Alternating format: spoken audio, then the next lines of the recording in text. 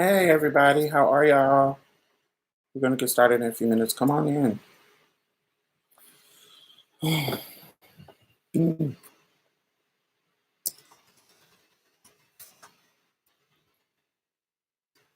Just kind of wrapping up some notes. Hey everybody. Mm, Just for me. Come on in. You came down. Come on in. Come on in. Just for me. I'm in.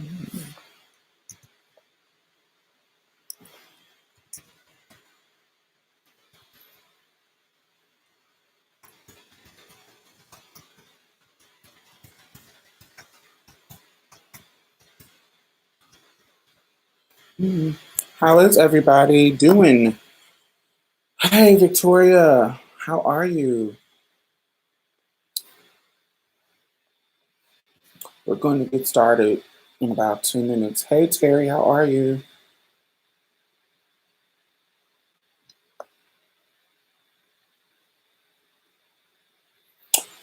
I feel like singing.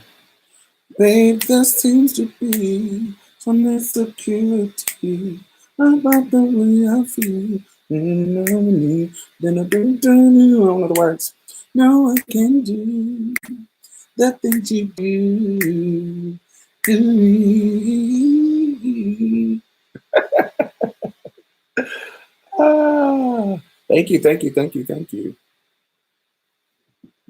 Ooh, ooh. Wow.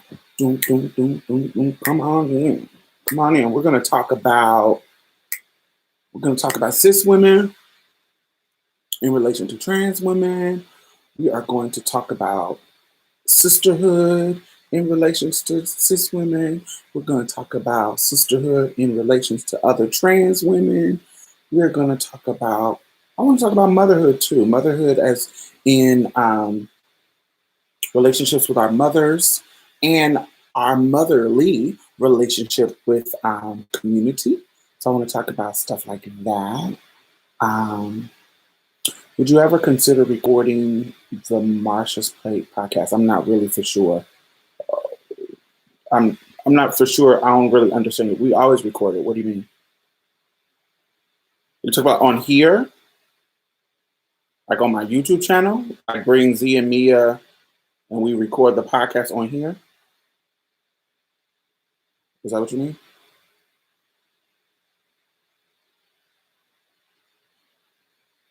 Um, so we're social distancing now, so they can't come over. Um, and they have full time jobs, so they don't really have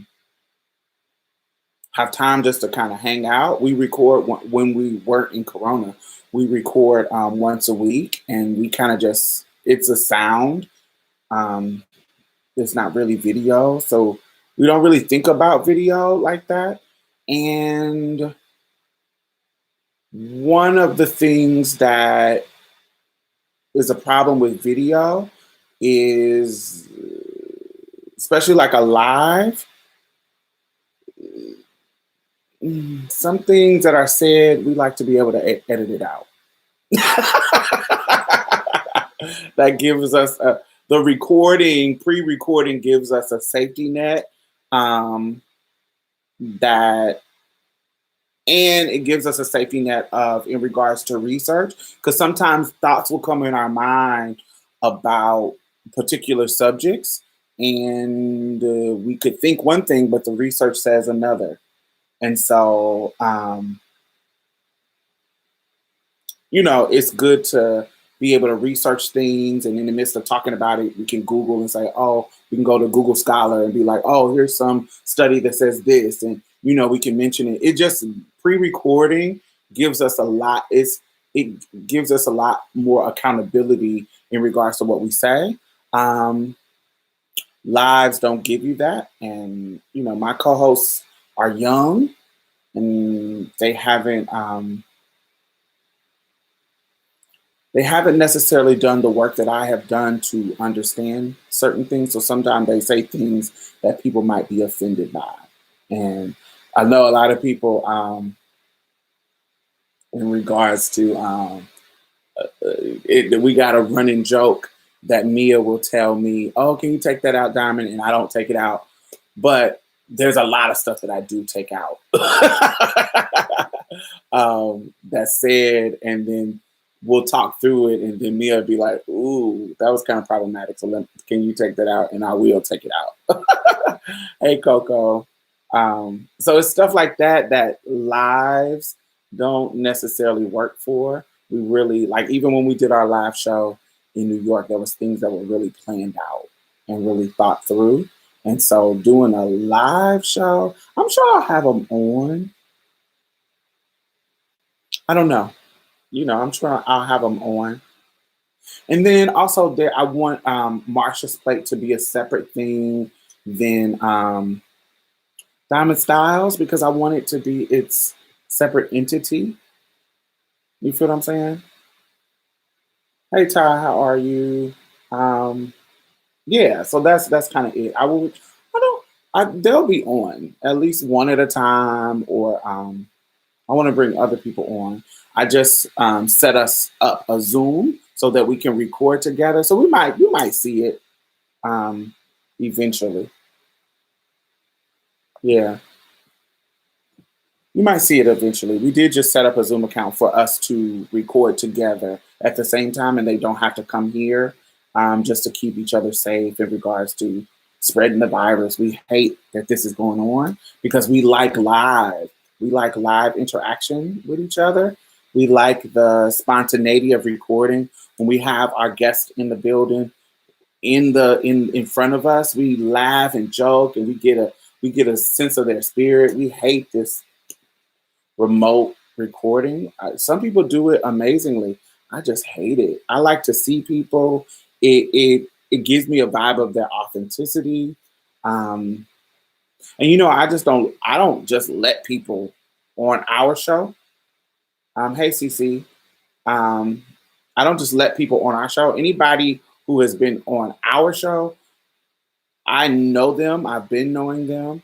It's or Mia and Z knows them, because I remember Jade, the trans lesbian. We had a show about a trans woman who was a lesbian who liked cis women, and I didn't know her personally, but Mia and Z did. So they had a idea of their personality and their authenticity, and I just don't like just having anybody. So everybody be like, "Oh, you should let me be on the show. You should let me be a guest on the show." No, that's not how it works. I have to know you. I have to feel your spirit, feel your mind, because you can't just get on here talking the bullshit. Um, Even dudes that I've had on the show, um, it's because I have a history with them, and I know how their mind works in regards to um, the subject matter that I'm covering. So I just can't just have anybody. And a lot of dudes hit me up trying to be on the show, and I'd be like, "I don't know you, bro." So yeah, I like to feel people's spirit. So how are y'all doing? What is This is a Wednesday. I gotta edit the show for tomorrow. To come in. Hey Princess, will you be giving any updates about your mother? I have followed you for a while, and I'm curious of how she is doing. So my mother is still battling her addiction. She lives in Indianapolis still. She's working, but she's still battling her addiction. Um, you know, all that kind of stuff. How long have I been married? 2014. Doing pretty good. Getting my snacks for today's show. Yes, get your snacks. I just ate my snacks. Make sure you got thumbs up. Um, Share it if you want to. I don't know. We're gonna get in a serious conversation. So make sure y'all get some ready. Y'all get stuff ready. If y'all remember, I want to stay on topic. I know we always get off topic. That's why we on here for 3 hours. We want to stay on topic. So the subject of today's live, it is cis women, trans women, and variations of, I guess, motherhood in our being motherly, motherhood in our community. Thank you. Being motherly in our community, being the community auntie, being the community mother, being how our relationships manifest in community, particularly around sisterhood, around you know our relations to our sisters, our children, our cis allies, stuff like that. So anything, conflicts or positivity, any questions, anything that you have worked through, anything that you would like my insight on in regards to, those dynamics, those relationships, that I want to stay on topic in this particular live. Make sure if you're watching, you are thumbsing up. So that is the subject. So just like the title says, cis as in cisgender, cis as in sisters, and motherhood and being motherly in the community. Anything that revolves around that kind of subject matter, that's what I kind of want to stick to. And I know y'all asked me about tons of other stuff, but now that the show has officially started, let's stay focused on that. As you join, thumbs up. If you like what you discussions, anything like that, thumbs up. You can follow me on all social media platforms under Diamond Styles, DIAMOND STYLZ as in zebra. I am on all social media platforms, so yes, follow me there, and subscribe and hit the notification bell. So let's get into it. Let's talk about cisgender and transgender women. Of course, I'm a trans woman. So if you are new to this channel, I've been on here for about 12 years, and I have exclusively, not exclusively, but mostly talked about my life as a trans woman. So don't come in here asking dumb shit about, are you a man or a woman, or stupid shit like that.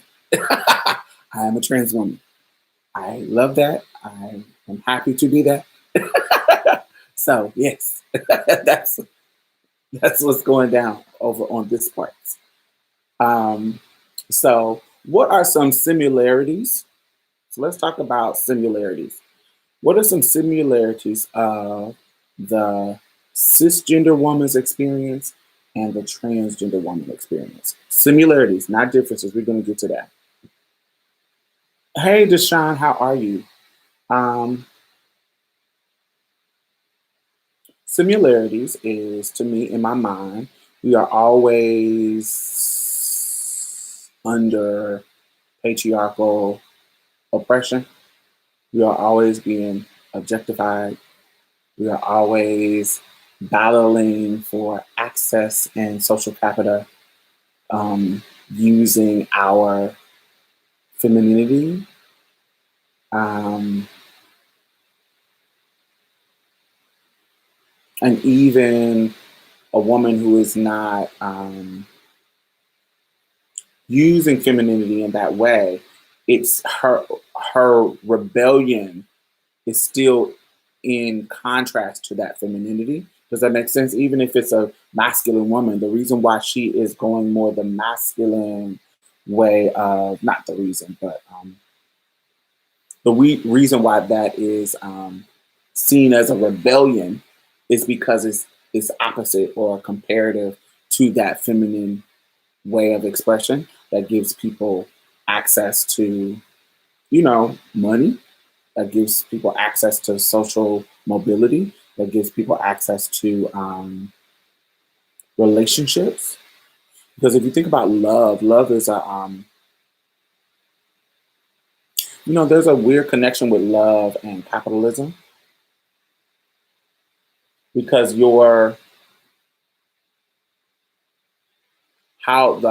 hierarchy of beauty, wherever you fall, the higher up you are, the more access to money. I'm only saying upper. Hey Elizabeth, how are you? I'm only saying upper because they are it's not to indicate that they are better, but to indicate that they are in a different category. Think about that upper echelon of women who play the game, who play the sometimes it looks like the groupie game. Some like when we think about like a Black China, uh, um, a Drea, Michelle, Eva Longoria, uh, um, those are the black ones that come to mind, or black and Afro Latina that come to mind. But when we think about in biracial, those are the ones that I think of. But when there's other ones like girls that can get access to those upper level rich kind of men. Me, wait, LOL. Hey, babe, I think that's how you say it. Um, like that play that money game. Like I am a luxury item.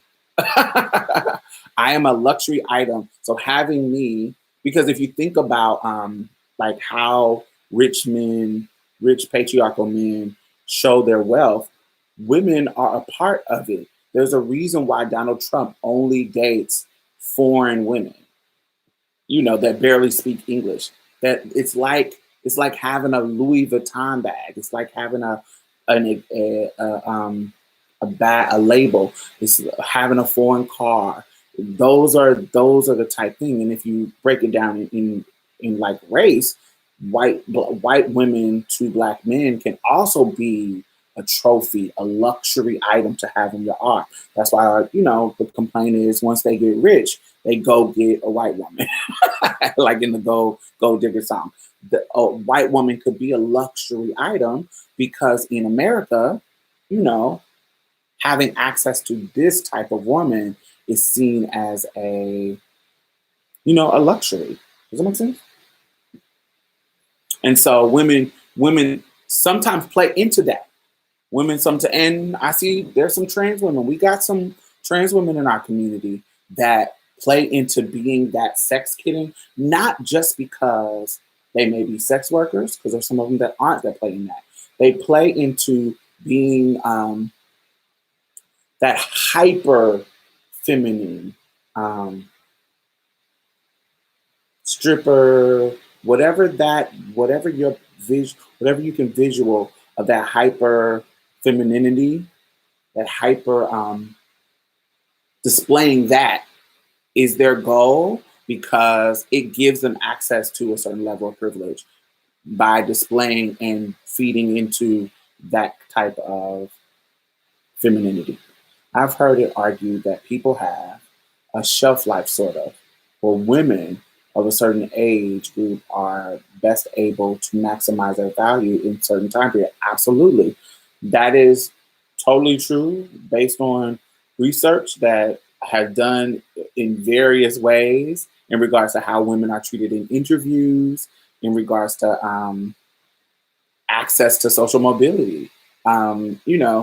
Once you get over or look over a certain age, you're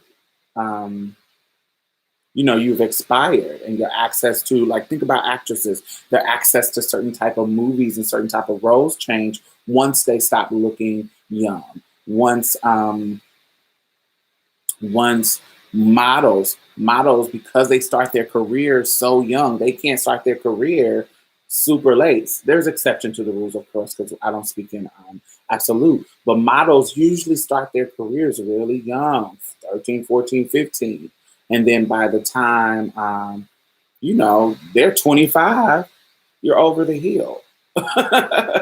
And you got to go into another type of career, or it's very few. There are exceptions, like when we think about Naomi Campbell, who has constantly reinvented herself, um, and become like a constantly working model throughout decades. But that's not the typical thing. Typically, once you get to a certain age, your career starts to decline.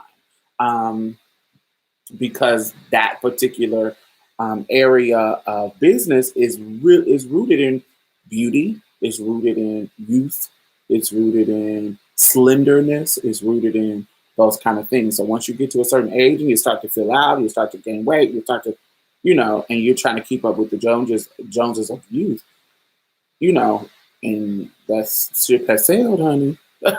It's time for you to go on, and that's the truth. I think that that's something. I won't say that men don't deal with it at all. I won't say men don't deal with it at all, but I don't think it has as um, depth of consequence.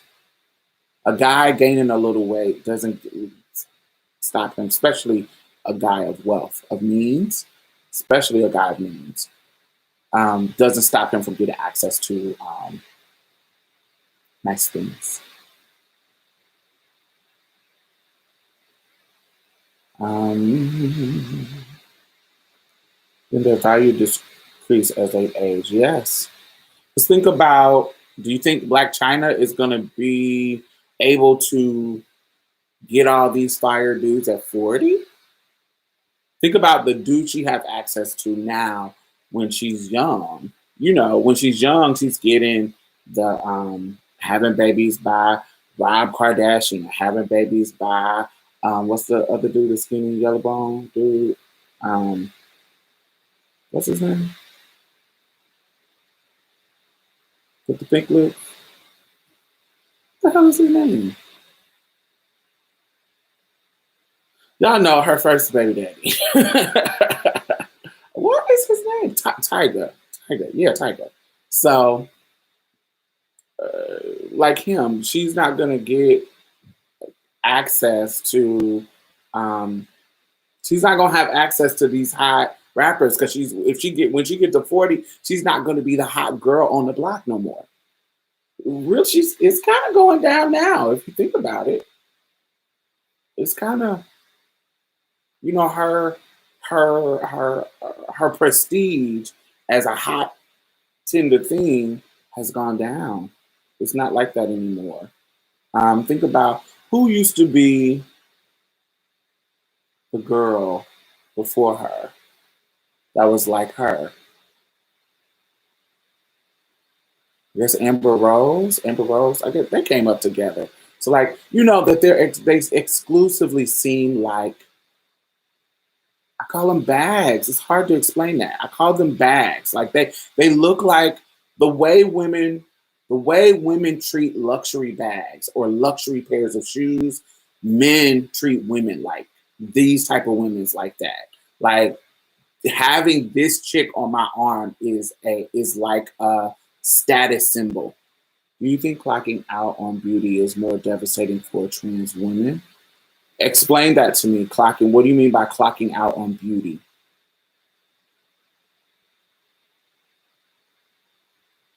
Who? Who is already 40?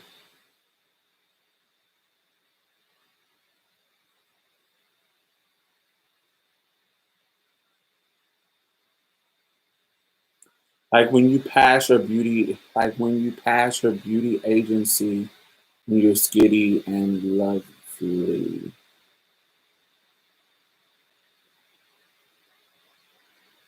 I don't understand the question. Explain it a little bit more. Do you think clocking out on beauty is more devastating for trans women?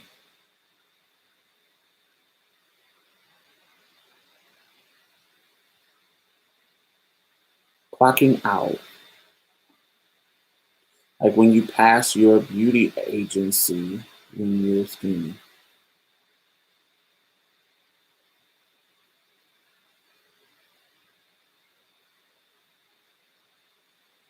Let me see.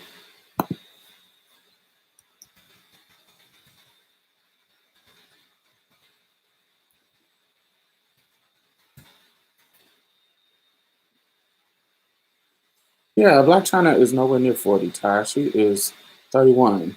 She was born in 88. What are you talking about?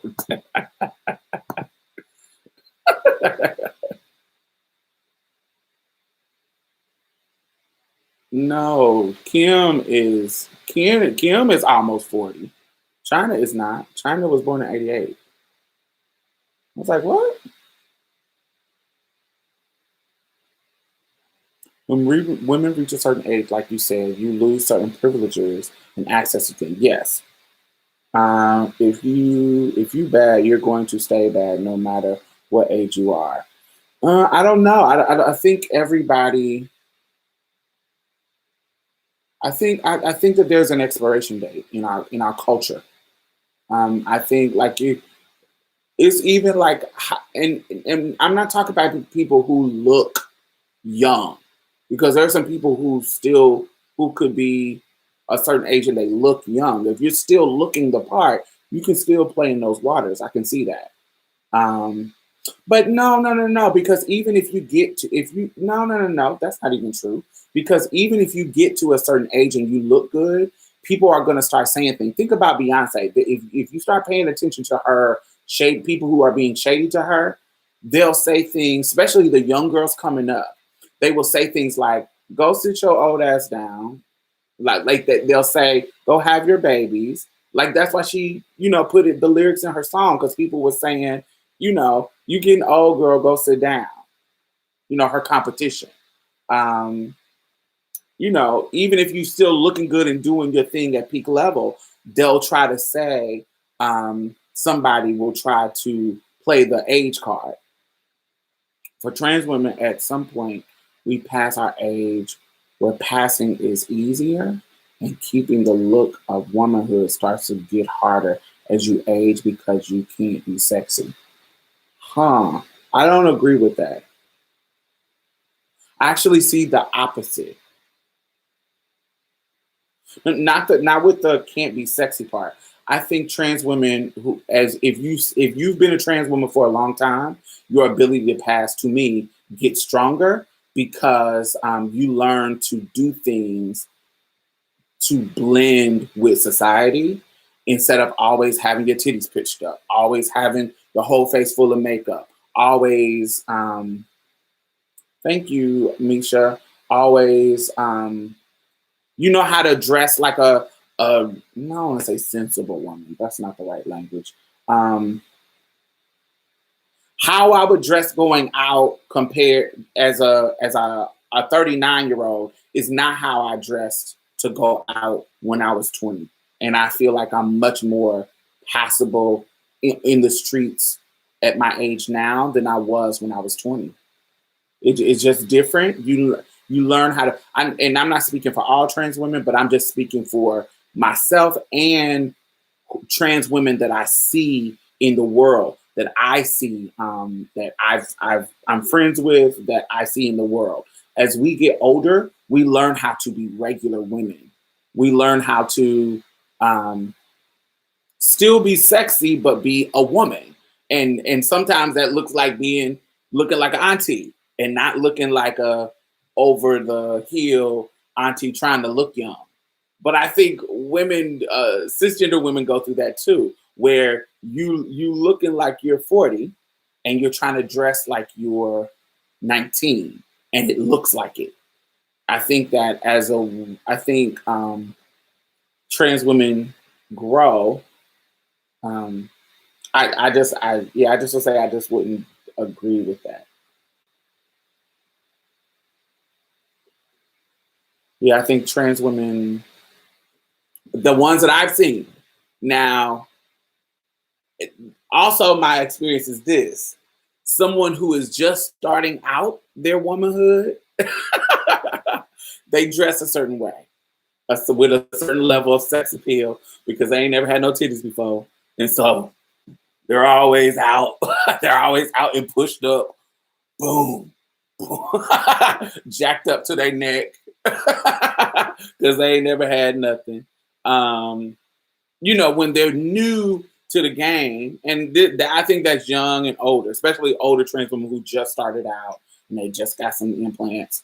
Um, But young women, it's always and I went through that stage too. I went through the stage of, I got titty now, I got body now, so honey, my ass and tits is gonna be out.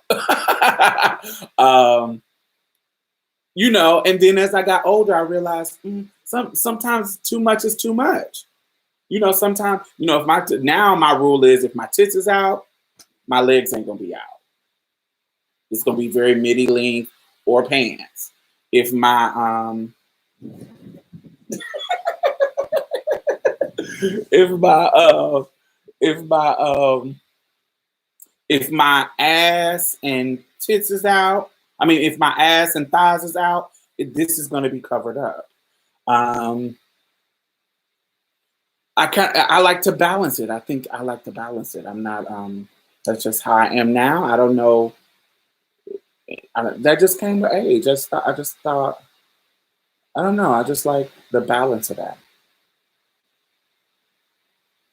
The 20s are for the Daisy Dukes, hot pants, and how to talk. And see, I think yes, but I think you can do at a 40-year-old, you can do some Daisy Dukes, but how you do it is going to be different. For me, how I do it is going to be different. Because if you still got the body, you got the body, bitch. Wear it out. If you still got the body, go for it. But even that is kind of mad because what is not the body? It's something for me. It's something that I go through, something that I'm working through and thinking about that women before me have thought through.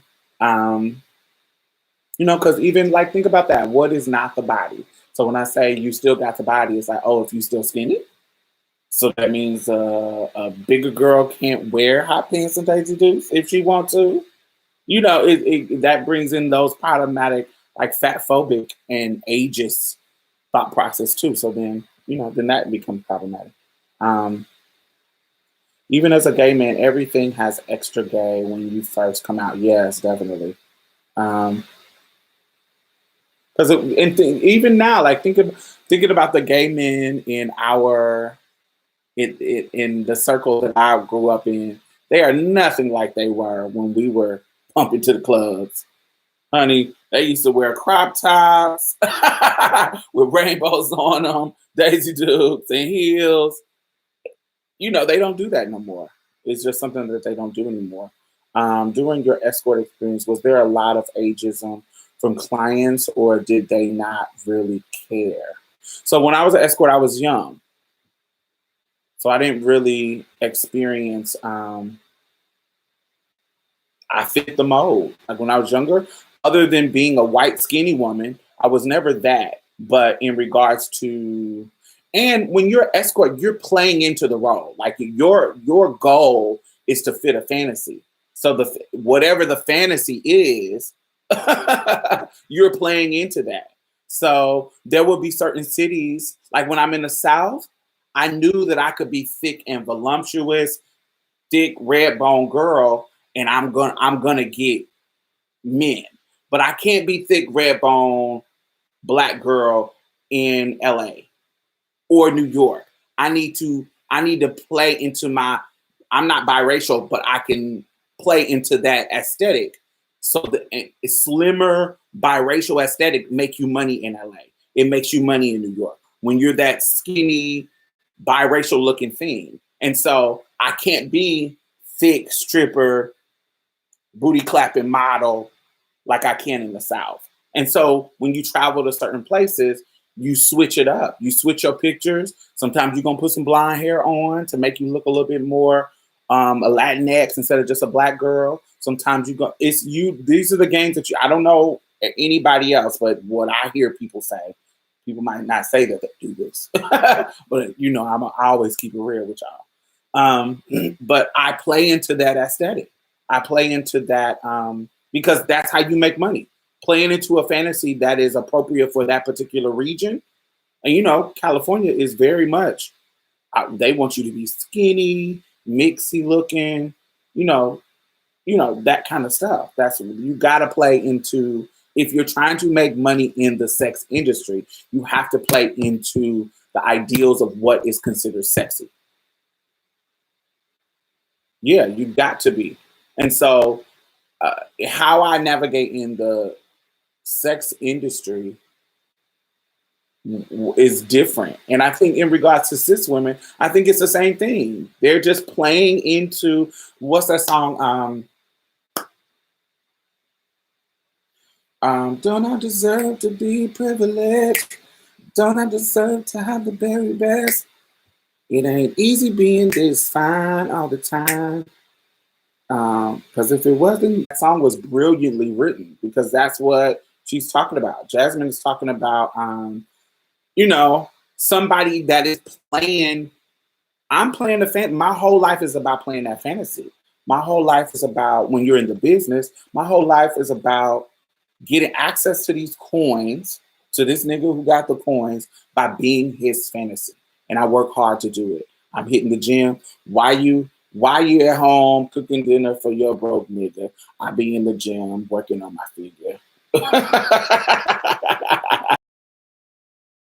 that whole song was brilliant. That Ronnie Ho quote was perfect. And so when you're playing into that fantasy, I think that's different.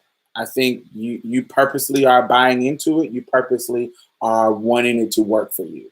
And I think we all do that. That's a similarity. I think that some cis women and trans women play into that kind of role.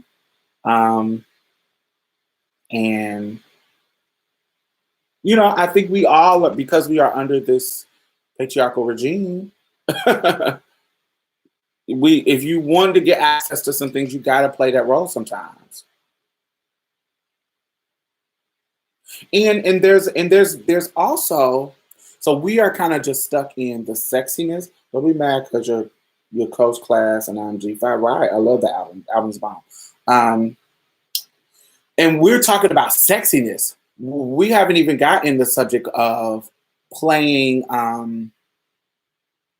in that class, in that's respectable spectrum, because in the sex industry and in attracting, whoever you date, men or whoever might like the femme look, there's also a respectable. So what is respectable? Like what, we can't be sexy at the job interview, but we want to get the job. So how do we balance being feminine but respectable as a person when we go into the quote unquote classy, um, covered up coverage cunt, as Cookie Tookie would say. It's a different kind of class, and a lot of times trans women and hood cis women and country cis women, that's a learning curve. That's a learning how to be professional, what is considered professional. And we all know that professionalism is rooted in white supremacy. We know that. I hope y'all do. But what is deemed professional? Because I think that's a learning curve. How, like, think about Black women's hair, Black trans women's hair. Like, what is too long? What colors can we wear? I remember I can't wear that kind of reddish, that like burgundy red hair. When I wear burgundy red hair, it might look good to everybody else, but it feels hood to me. And that may be some rooted anti-Blackness or rooted class shit. But for me, when I have burgundy red hair, like, like this oven mitt. That burgundy, purpley. When I have that kind of color, it makes me feel ghetto.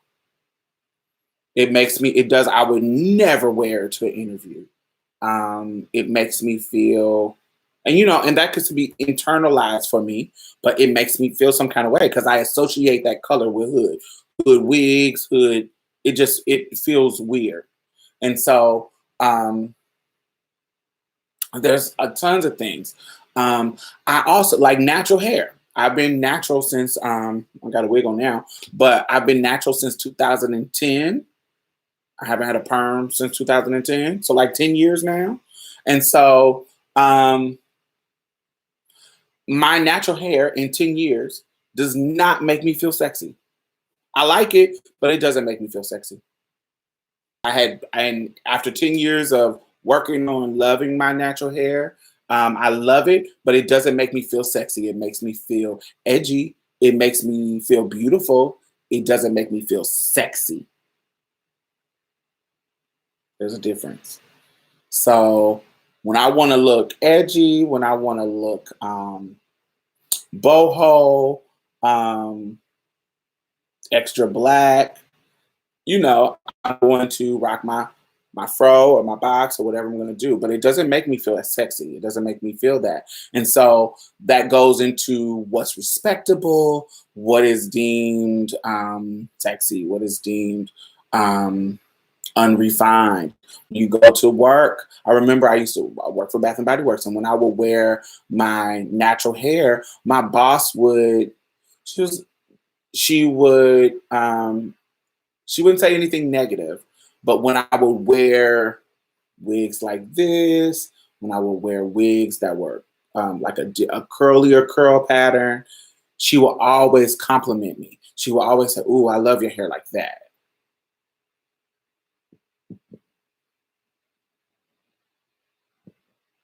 Like there was a very, very distinct difference in how she responded to my hair in its natural state and my hair in, like a wig or straightened, like when my own hair was straightened.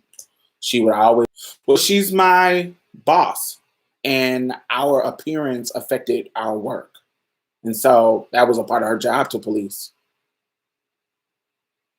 Um, it was a part of her job to police how we looked because we were in sales. So how you look determines of how effective you are in regards to selling things and how people judge you. That's just the rule. That's the rule of our society, honey. Um, People who complimented my hair in my natural state was normally Black women or hotep ass men. Yeah, sister. Love your hair, sister. Um, you know, those Black women who were natural, who appreciated natural, they would give you compliments. But anybody else, baby, you got to have your long, your straight, your wig, your da da da da da. Then they're gonna give you compliments, and it's their right to like what they like. But that's something that I know my mother experienced.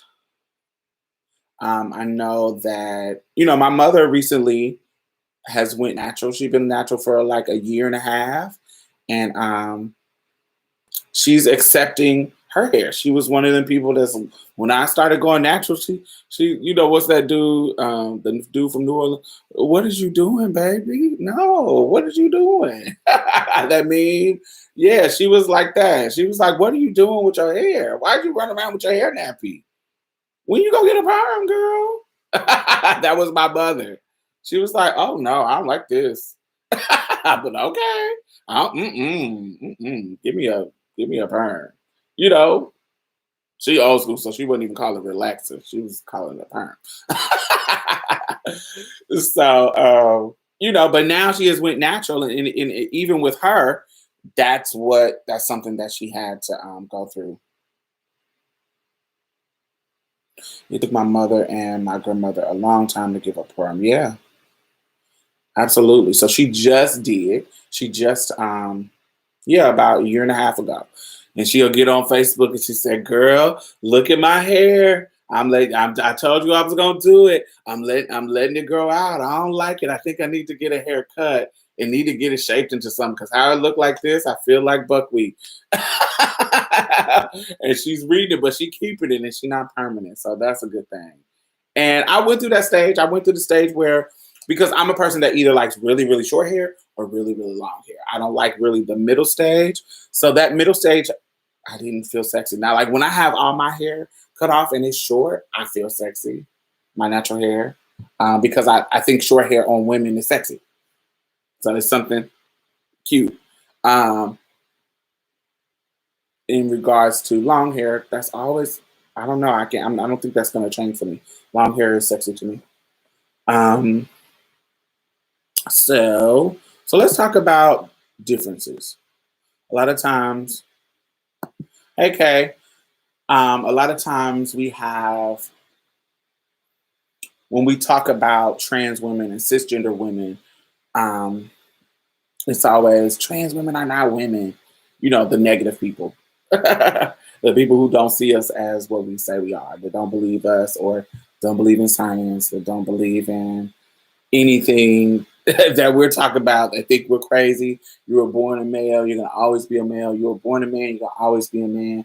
Blah blah blah blah blah blah. You're not a woman. I'm a woman. I have a vagina. I can have babies. I bleed. You don't bleed months like I do. You don't know what it feels like bleeding. And did it y'all know everything that is said and all that kind of stuff. Um, she said I can't do. Actually, I think some of the women that I think are the most beautiful have big ass foreheads. So I like that. I like big foreheads on women. So I don't mind that. But yeah, we hear all of that. So let's talk about some differences. So we already know the obvious differences. The differences in being born with a vagina, being able to naturally have children, um, being born with no Y chromosomes at all. So we know those obvious, clear differences.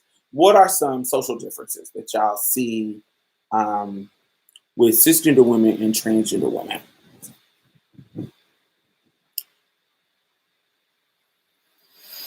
So, how we are raised is going to be different. I know this is a little controversial, but I think we are socialized different. When your parents think that you are going to be if you're watching, make sure you thumbs up. Um, when your parents think that you are going to be a little boy growing into a teenage boy, growing into a man, they raise you a little bit different than they would a girl. They give you a little bit different kind of freedoms when it comes to sexuality than they do a girl. Um, um, I think that's different, and I think it's impactful. Now, if you're a trans woman that your parents started to raise you as a woman, they started to raise you a woman at 3, 4, 5. There could be a little bit of difference, not a little bit, a lot of bit of difference. But if you're somebody that was raised as a boy and you transitioned in your teens, those formative years in the beginning of certain freedom can impact how your relation to the world is different than a cisgender woman, I think. Let me see. When they think you are going to be a refrigerator, but tell them you are an air conditioner. That is funny. Oh, I noticed all my friends who were cisgender girls, I hope that's what you meant, they were just treated way more gentler. The process of learning is a similar process, but different. Also going into alignment with your previous example. Um, you look pure. What is pure? Hey, I think that's Brianna. Hey, how are you? Um, in school, at least, everyone has different home situations. Yeah. Um,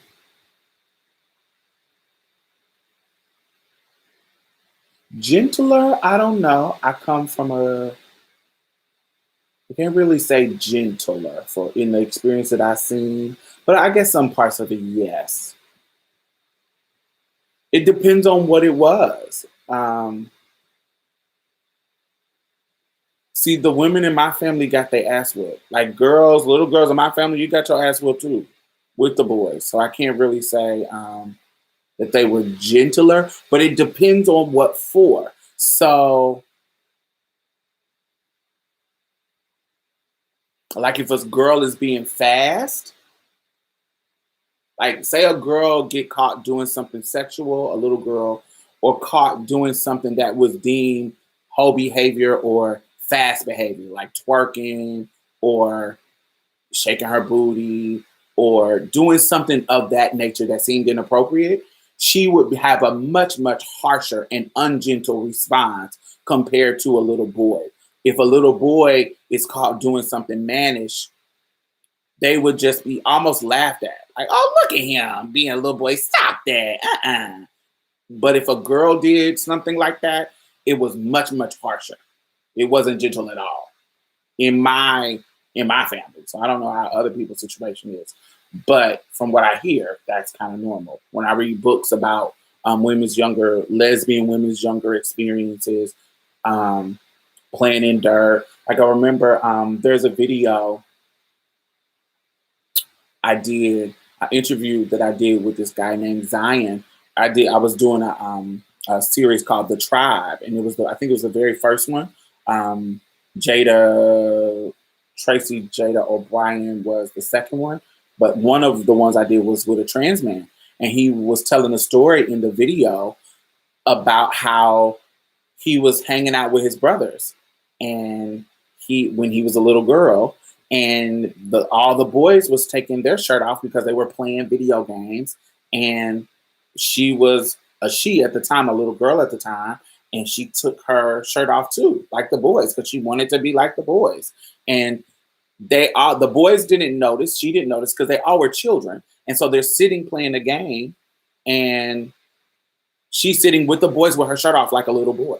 And her mother comes in and goes off because she's sitting with her shirt off with the little boys. And so now they have transitioned and she's a man.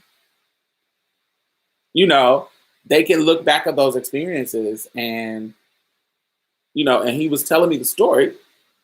And I would, in my mind, I'm like, I've seen that multiple times. So for me, I don't really want to say gentle. It's gentle for certain things. It's gentle. It depends. But if a little boy is doing something queer, they get a harsher response than a little girl doing something queer.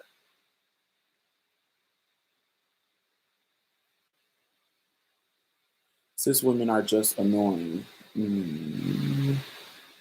I don't know. I think humans in general are annoying.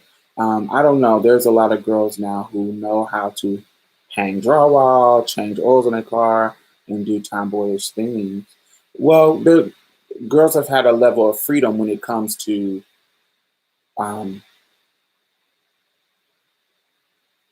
queer stuff, doing more queers. Not to say that those things are queer stuff, but there's a level of freedom when they get older that they have a little bit more wiggle room.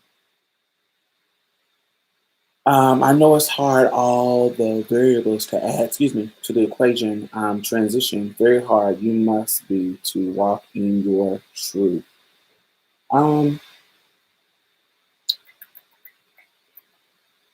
There's some hard times.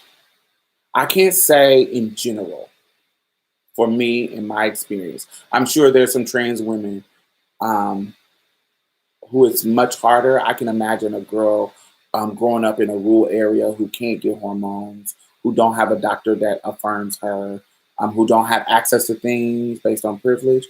It might be a little bit harder. But for me, in general, it's a couple of things that I didn't have to worry about. I had friends who were trans early in my transition. So feeling alone, like I was the only one, not really. I didn't really feel like I didn't feel like when I was young, yes. But once I transitioned, soon as I transitioned, I had friends who were either transitioning with me or I started meeting. And so I never had the feeling of I'm the only one, I don't have no friends, nobody trying to be my friend. I didn't have a feeling of loneliness like that. And so it wasn't hard because when I wanted to go to the mall in my girl clothes, I didn't have to do that alone. I was with 4 other bitches, 3, 4, or at least one other bitch to hang out. When I wanted to go to the skating rink, when we wanted to go to the club, I had somebody to go with. I never felt alone. And I know some trans people who might be in situations where they feel alone. So that part of my experience was easy. I had people to talk to. There were some hard times. Like when I was in college, there were some hard times. In high school, there were some hard moments. But in general, nobody really bothered me.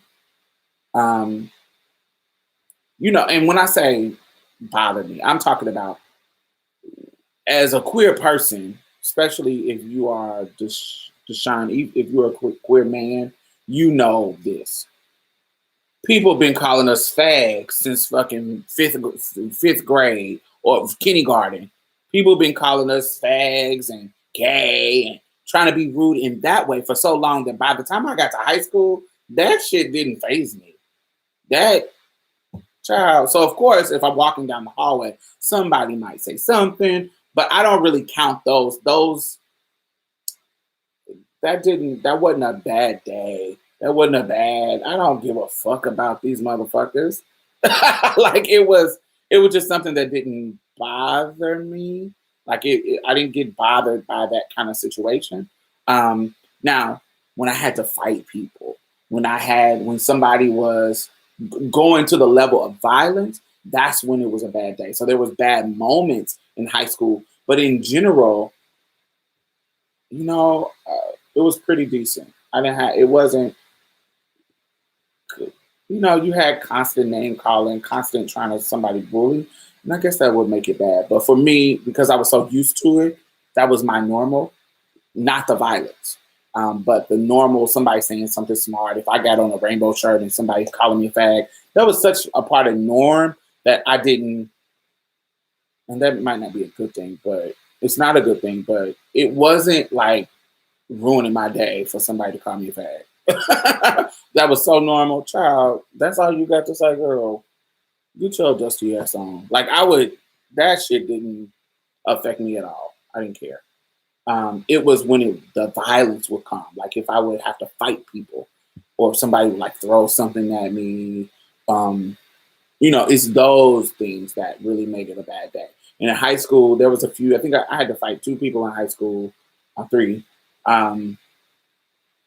Stuff like that. But in college was a different level of college was different. College is something I hadn't experienced. So college, I was alone. So I had moved from Indiana to Mississippi. And so I didn't have any friends. And Mississippi, it was totally different. Like even I had never been in a situation where even the queer people were funny acting to me.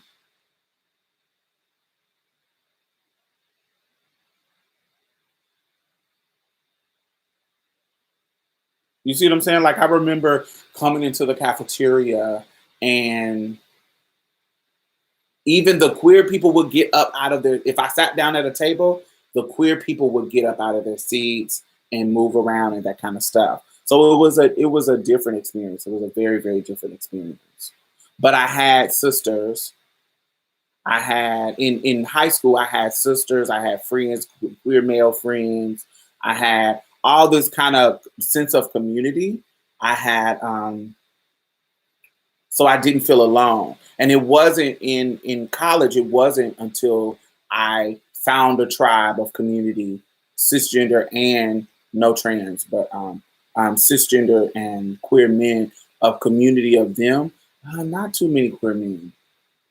In college, the queer men in college were shady as fuck. Like they all was trying to play like they were gay.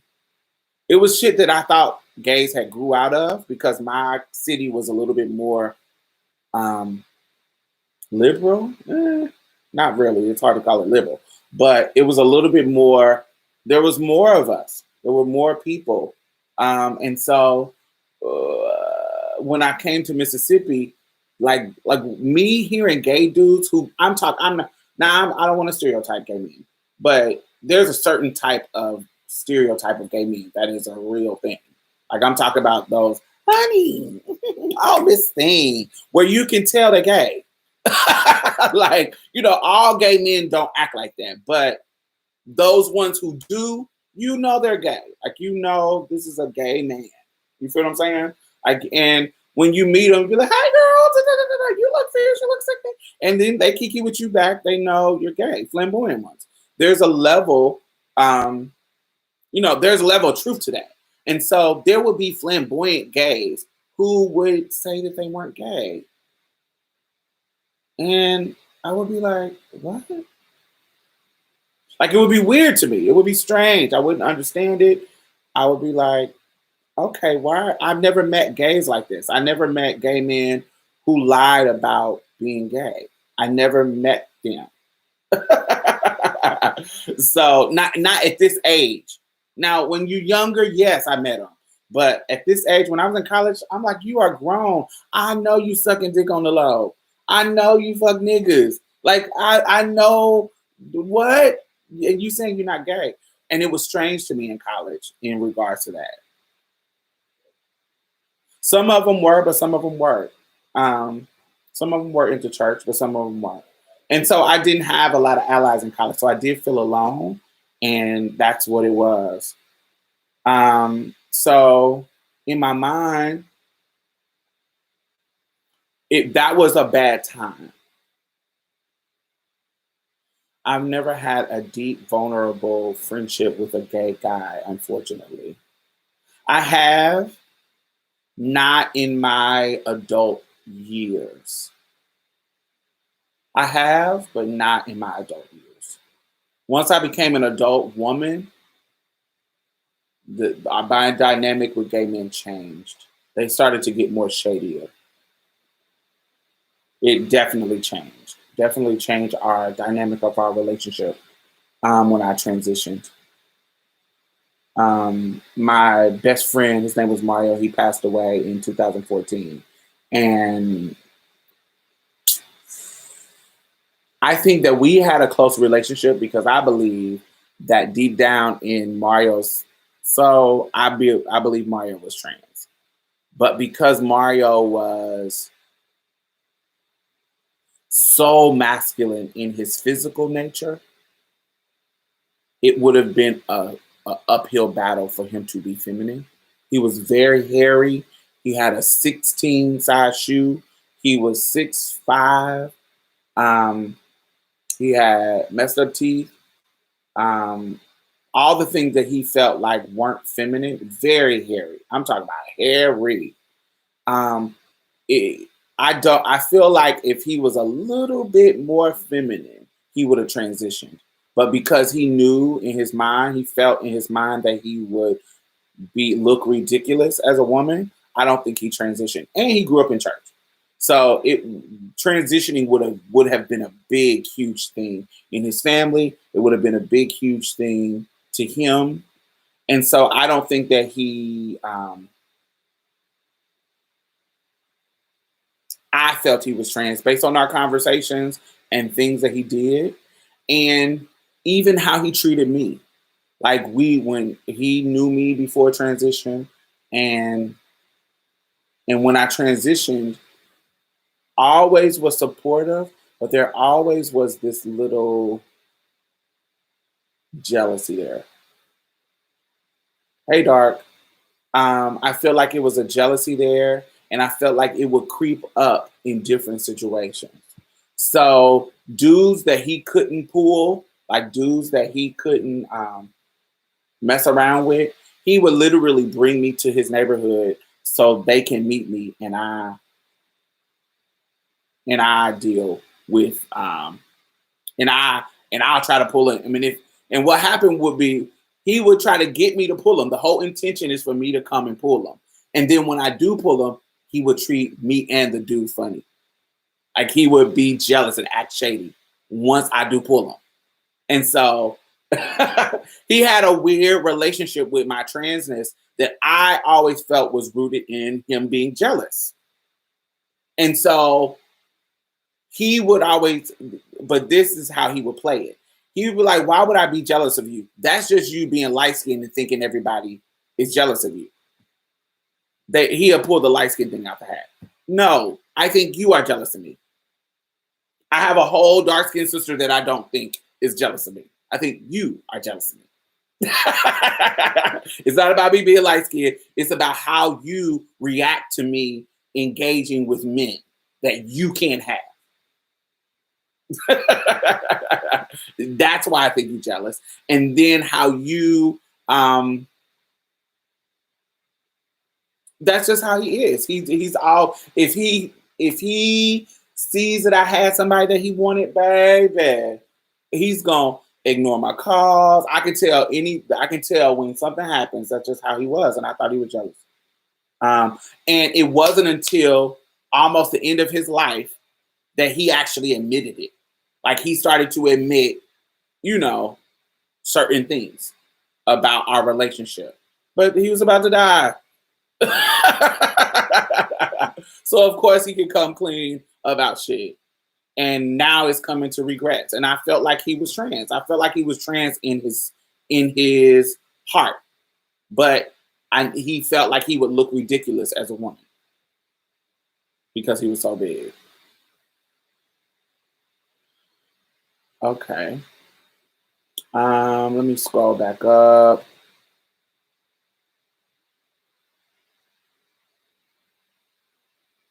And we'll talk about the differences. We went on over somewhere else. I remember a kid thinking, how come I have problems?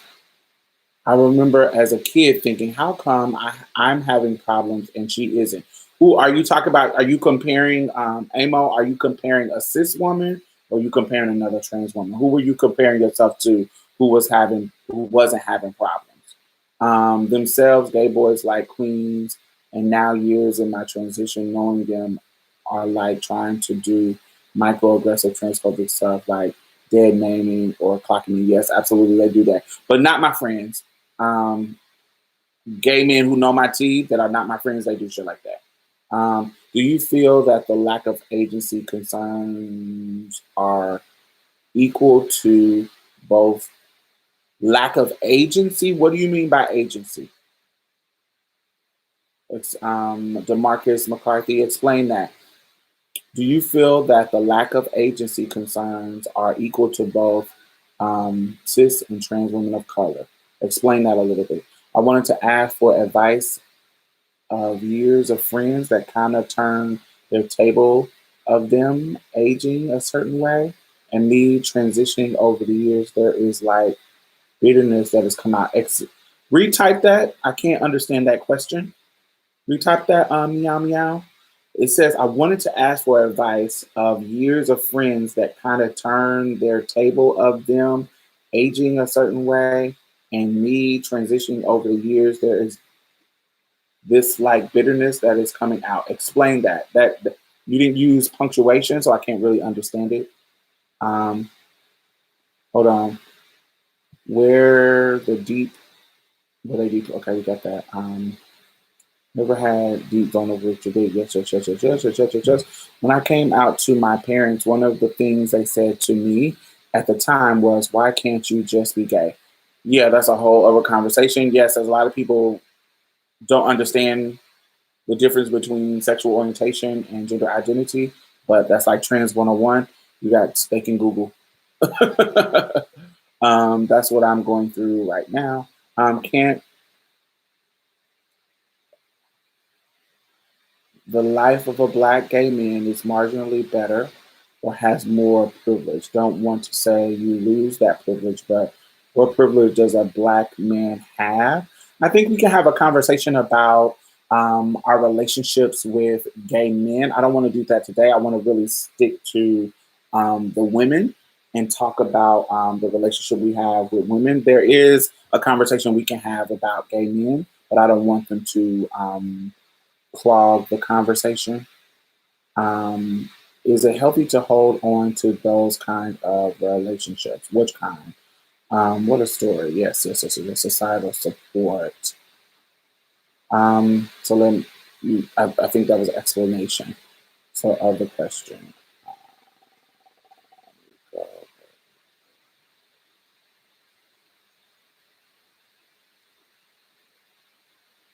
The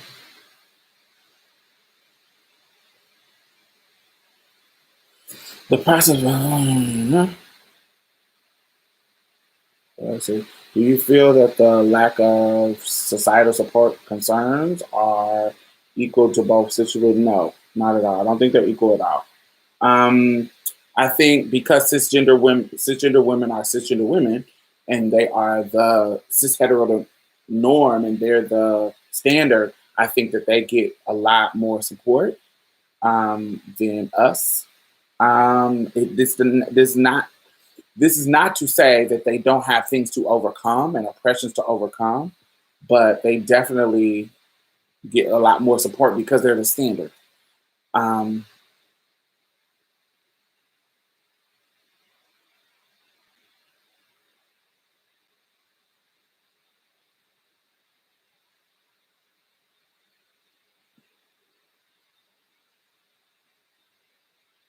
oh, okay, I see. Meow meow. Yes, I think that's what my friend did. I think that there was some bitterness, but I think the bitterness between me and my friend, there was, you know, um, I think it's because he really in his heart wanted to be a trans woman, and he couldn't. That's what I think. And so he was gaining weight. He was getting more and more masculine, and that's what it was. I had a friend, a black woman, who expressed tiredness for having to always have to be strong. She had claimed that she felt a societal level that there was a lack of agency, lack of support. Mhm. I don't think the word for me, agency doesn't mean support. But now that I get what you're saying, um, hmm, yes, I think as a black woman, there always is this stereotype that we got to be strong or we can deal with it because of so many things, especially within the black community. Um, there's some levels of that outside of it, but yes, but it's this.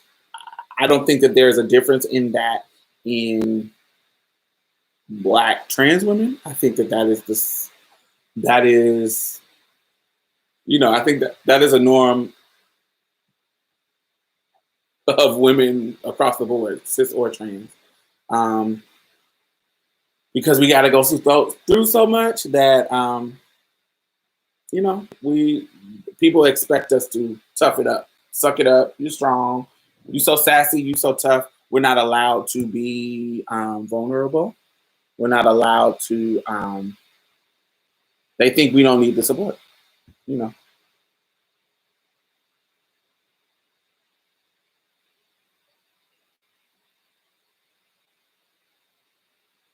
I've had trans sisters get jealous of me because I'm passable.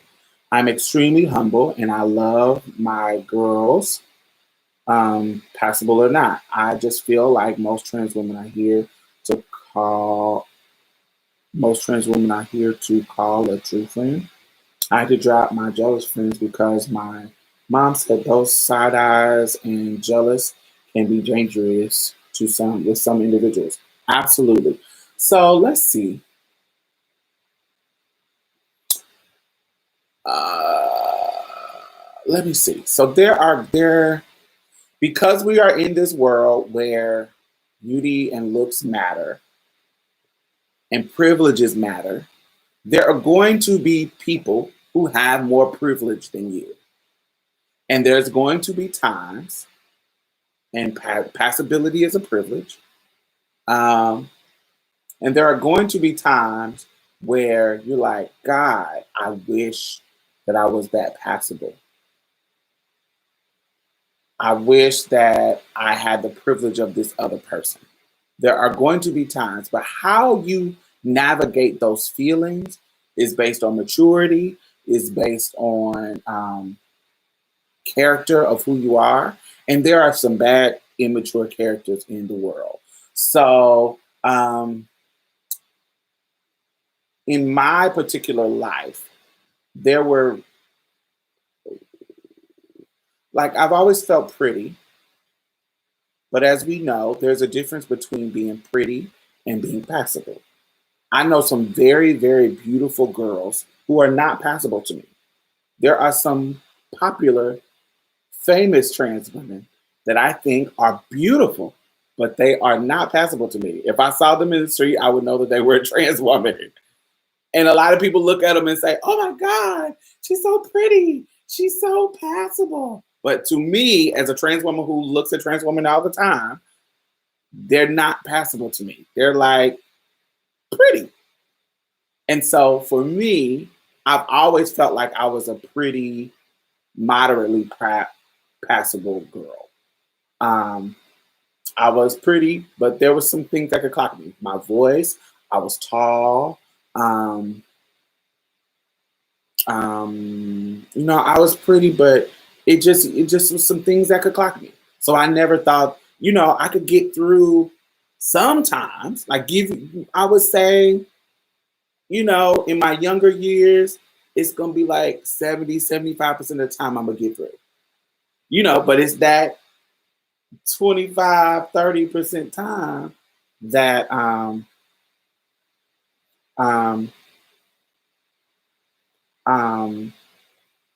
that you don't know who's gonna clock you. You don't know how it's gonna be. You don't know who is gonna clock you.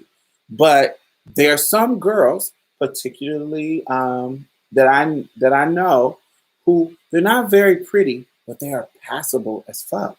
There's some, because passability and pretty are not mutually exclusive. There's some girls. There was this girl that I grew up with. Well, we weren't friends, but she's passed away now. But I thought she was unattractive. I didn't think she was attractive. I thought she was ugly. But this bitch didn't get clocked. She looked like an ugly woman. She didn't get clocked. She was passable. But she wasn't pretty. She wasn't her looks wasn't traditional beauty. And so I early on, I knew the difference about passability and the difference between passability and pretty. Yes, homely cis women exist, absolutely. And, and ugly is in the eye of the beholder, everybody. But there is a universally pretty and a universally ugly. And we can say where those roots are, absolutely. But, to my opinion of beauty, she was unattractive. And she, but she was passable. She looked like, I remember this older lady when I was younger, Miss Ridley. So I don't know if y'all cities are like this. In our cities, the cities that I grew up in, or cities around me, like St. Louis, Indianapolis, Chicago, there was an era of right before me that probably like not even the era before me, but the era before them. The era before the era before me, like maybe like 2 decades apart, where they called trans women by their boy name but put Miss in front of it. So it'd be like Miss Joey, Miss Willis. And so we called her Miss Ridley because I think her boy name was Ridley or something. I don't know, but we called her Miss Ridley.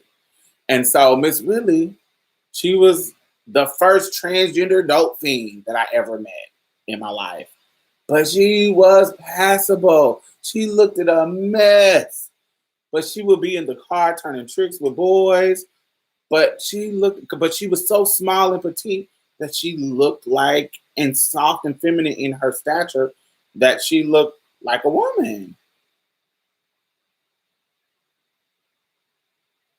That's just what it was. It was quite strange for me to understand, but at the time, but as I've gotten older, I understand it clearly now. There's a difference between that, and so I turned down the resolution. No more stopping. Gotcha.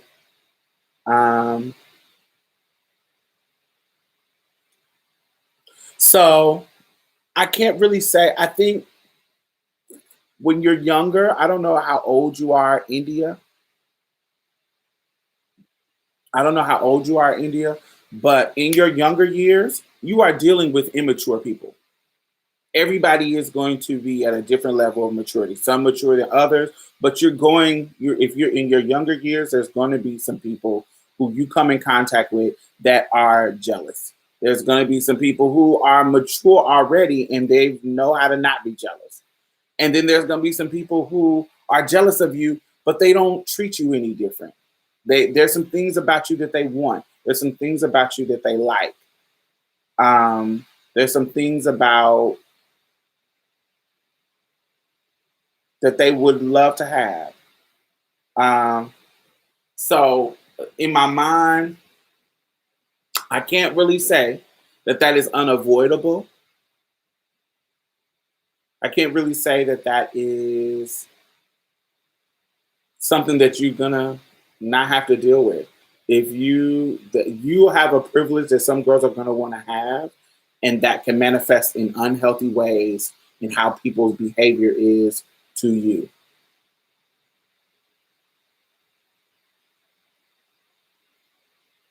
That's what I was trying to tell my not so passable friend. Find your own woman in womanhood. Any trans woman can be passable.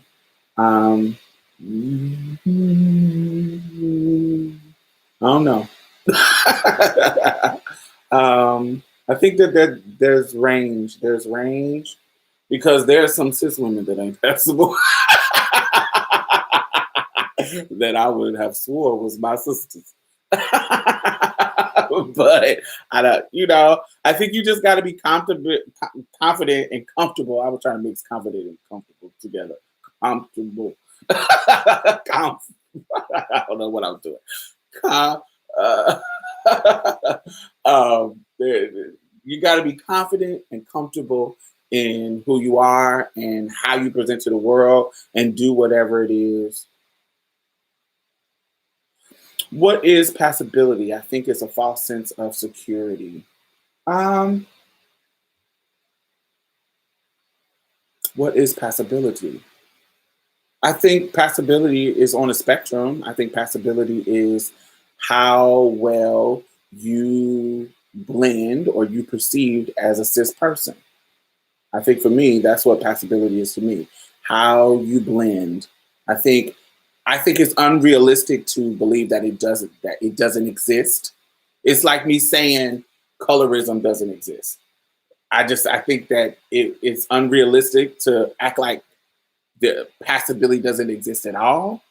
That type of privilege, I think it does, but I do think that some people's false sense of their level of passability is a is a sense of security because there's some people who think that they're more passable than they are, and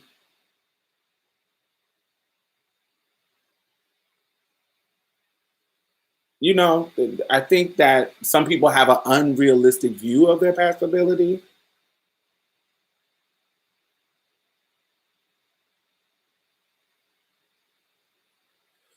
I don't get I don't get generally what I don't get clocked generally. I think I don't generally get clocked. I think that's what you said, but I still don't want to get clocked, and I am nervous of it happening. I am no longer nervous of. I don't generally. We've been friends for years. You know how we go. So when we go out, we don't generally get clocked. That's just not our tea. Um, um, I don't really. It's not. I don't get nervous about it anymore. I don't really care. I used to I used to be worried about the embarrassment of it. Like if I'm with other people and I get clocked, that used to be. But when we were younger, that was a different. It was a rite of passage. It just was something that was different when you were younger. It was a certain different level of embarrassment. Now I don't worry about it. I don't think about it. I don't get riled up about it. It just is what it is. Um, yeah, I don't really. Yeah, right now in my life, I don't get that kind of. thing. It don't wear me out. I just don't know how to comfort a friend who tells me that they think I'm more passable or I look better in some kind of way. I just don't know how to comfort them when they constantly ask me, am I passable? Okay, so I have a friend. I hope she doesn't watch this. Um, I have a friend that will ask me questions like that. But the negative part about her, and it led to us fighting each other, it led to us, um, just like not currently, but in the past, like a rift in our relationship, her asking me questions, her asking me questions about her passability and her look would always lead to some type of negative. It would lead to some type of, like we stopped being friends for a long time because she was being real extra about a girl that I knew. Um, she was being real like negatively extra about a girl that I knew. And I said, girl, how could you be shady to her when you got some of the same issues? And that was, I don't want to say messy, but it for me, I just didn't understand the hypocrisy of the situation. And that led to us having an issue because she would say things or ask me things. And, even early in our, like the first, like when we got in a fight and the roots of the fight. Now, many things happened that led up to the fight, but the roots of the fight was her asking me something about, surgeries and passability and the look of certain things. And I didn't want to answer the question.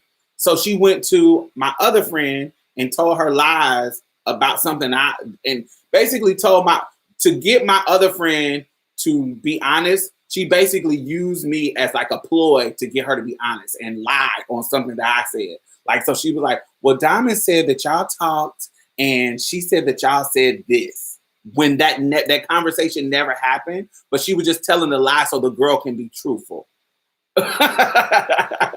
And so shit like that, I don't like all of that. So I totally understand when you feel the uncomfortable because who am I to tell you if you're passable, bitch? Let's go out. Let's go out and see. I'm not, especially somebody how I thought I was. Like, I feel like I've always been a girl who was realistic about my passability. There's some girls who think they passable, and I'd be like,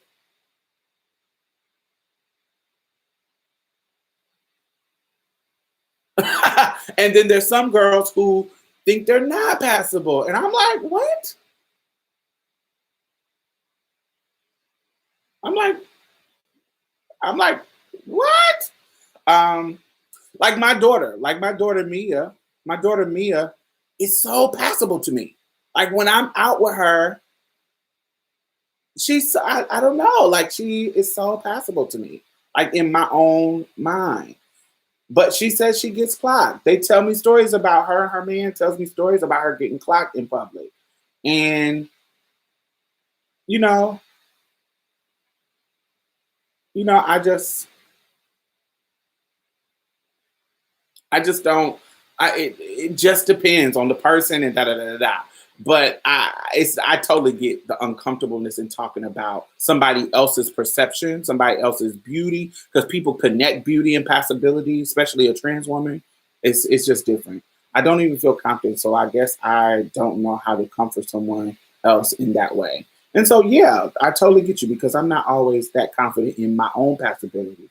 Um, how come in a three-way relationship between a cis woman and a man and a trans woman never works? I've been in three of them and it never seemed to work because the female gets jealous.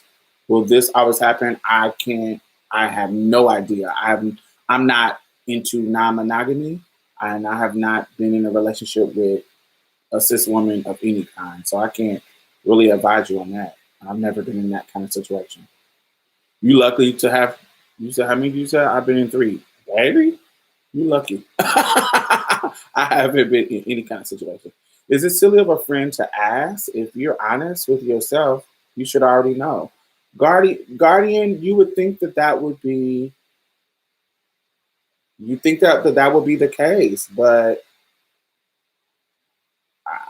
in my experience, I've had people, not everybody, but I've had people to ask. Some people just automatically say they are. I'd rather be beautiful and not passing than unattractive and passing. I don't know. I think you would be safer if you were unattractive and passing. And that's another thing. Is this going to be shady?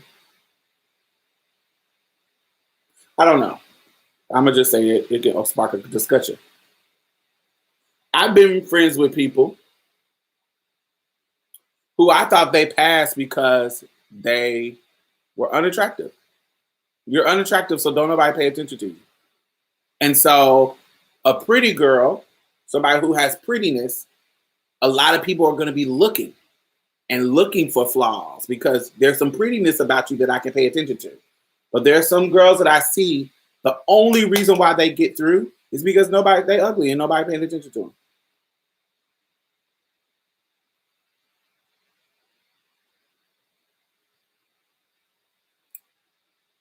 So that's is even and that's not just ugly. I think that comes with height as well. So you tall girls as well.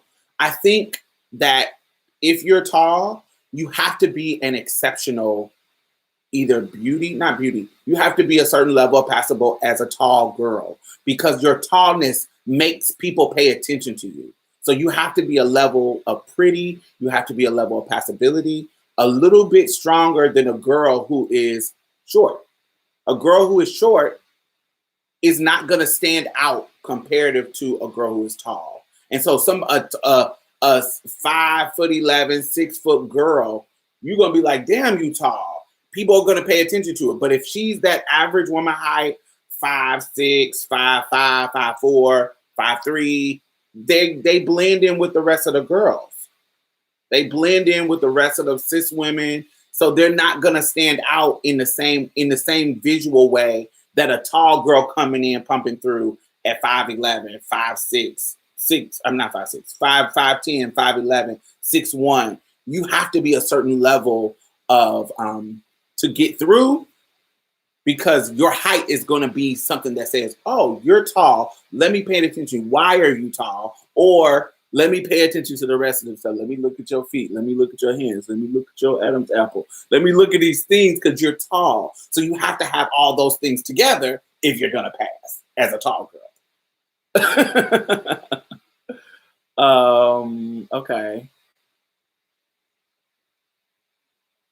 That sounds like one of our farmer friends. What you ouching about? Oh, you tall, you short. My best friend is 5'4", and she's a pretty Caribbean chocolate girl, but she's 5'4". You gonna unless if you in the short girls, you gonna be like, yeah, she's a 5'4" girl, blah blah blah. But she gonna get through because she's an average woman's height.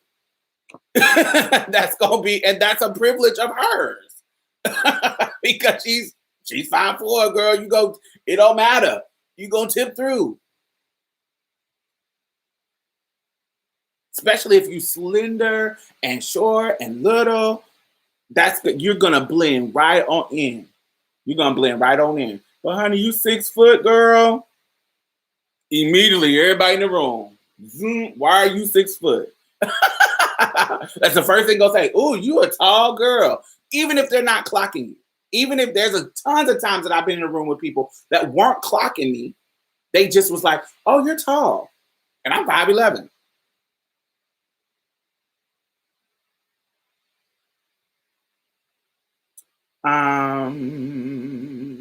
India Gay just saying, da, da, da. Have you ever stopped being friends with someone who is not passable for safety reasons? No, I've never stopped being friends with them, but I have been in a situation in a sisterhood where I changed my behavior. Like when we would go to Walmart, I wouldn't walk down the same aisles when men were around because, and it was because I didn't want to, if I got clocked, I wanted to be clocked on my own, not by association. And I would, and I felt like because like I said, I don't feel like I'm the 100% passable woman. I don't think I'm that person.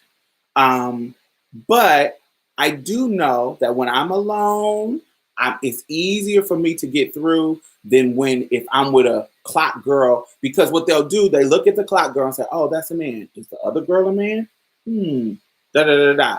It's something that happens. Happy to see this again. Yes. Hey. It's something that happened. I'm 5'11". It's just something that happens. It's just something. So I would, if some dudes was coming around, I would dip off. Honey, we're gonna go buy the bikes, we're gonna go buy the groceries, we're gonna go buy the bread, we're gonna go somewhere that you are not, so that you can. And I would do stuff like that, or me and my friends want to go to the club, and we want to go to the straight club. When we call the girls that want to go with us, it's not gonna be somebody who we think that's gonna get clocked. It's gonna be somebody who we feel like we're not about to have no problems at the club with. That's just what it is. And so it became problematic. It became problematic because I think that makes people feel alienated.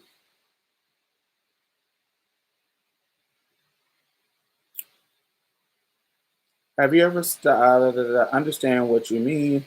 Hey, Stephanie, is that sunshine? Um, you've been serving looks every video. Yes. I've met girls who passed who weren't all that attractive. Absolutely. Um, we were just talking about a girl that I grew up with. Her name was Brandy. She's not with us anymore, but I didn't feel Brandy was attractive, but she was passable. She was passable as fuck. Right? It's hard out here for Amazon. Yes, man. I'm from 11, and being passable is very important. Yeah. When you're tall, because you stand out. You're right. It would be safer to be unattractive and pass, but I'm vain, so I'd rather be stunning and get clocked. Yeah, I know that's right. Um, I'm 5'11", so I know it's hard for me to pass sometimes. When I gain weight, people stop staring at me. So did you get softer as you gain weight, love? Is that Love Me Right Junior? Yes, Love Me Right Junior. I love that name. Did you get softer? Because I think when I gained weight, I got softer. Like right here, when I'm skinny, this dip right here in my arm gets really pronounced, and it looks like my shoulders are strong right here. But when I gain weight, it's more smooth, and then I just look softer. But so when I gained weight, when I got on progesterone, when I started taking progesterone as a part of my hormone regimen, changed my whole body all the way down to my toes. You won't believe how many times I've been with clocky girls and they still don't clock me. And I've been in that situation too, but I would be nervous. Dudes would be like, "Hey, is your friend a man?" Yes, I remember I had some friends in Indianapolis, and the dudes were wearing them out. And I walked over to the dudes and was like, "Why are y'all being disrespectful?" And they were like, "We ain't talking about you, baby girl. We know them as men." So I've been in situations like that too. I've been in situations where, the whole group was clocked. I've been in situations where I wasn't clocked. I've been in situations where nobody got clocked. It's just what it is. Sometimes it's your day, sometimes it's not, baby. How do you navigate your friendships with cis women? Um, if you want me to be honest, not until probably like maybe 3 years ago with my podcast friends, I didn't have many cisgender friends, women friends. My my yeah, I hadn't met I hadn't met cisgender girls who that I felt had analysis, anti pro, not anti, pro trans analysis that I thought was not demeaning. Like they all looked at me like a butch queen. They didn't look at me like a woman. They didn't respect my transition. Or they would say they did, but then you can tell how they interacted with me that it just wasn't real. I just had a problem. And so it wasn't until recently, recently with the Baddie Brigade, that they made me feel like, oh, there are some non-trash cis women out here. Now, mind you, in college, there were some girls who were amazing to me in college, but they still treated me like a faggot. They still treated me like, oh, I'm a fag hag and this is my gay friend. This is my fag friend. She just looked like a girl. They all still treated me like that. They still, if a dude tried to holler at me, they still consider him gay. So that means they still consider me a man. It was so many things that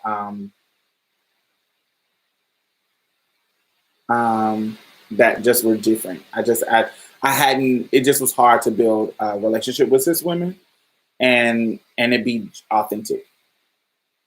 Let's see. Does anyone else feel the voice makes a huge difference? Absolutely, voice does matter. Um, Voice matters if you have other indications that you're trans. So if you look like Holly Berry and you got a deep voice, they're just gonna think that you look like that. They're just gonna think that you're a cis woman with a deep voice. That's just what it is. But if you have a deep voice, you got big hands, and you tall, and you got big feet, and you got an Adam's apple, and you got you got all the indicators that you're not a cisgender woman, then your voice matters. But if you have and the opposite is true. If you have all these clocky things, this you kind of ambiguous, but then your voice is really nice and feminine and high and soft, or whatever deems the range of femininity.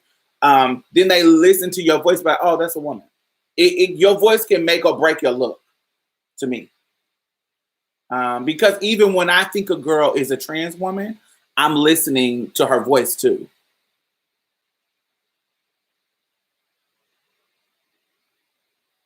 Like, for example, Nikki Tutorials.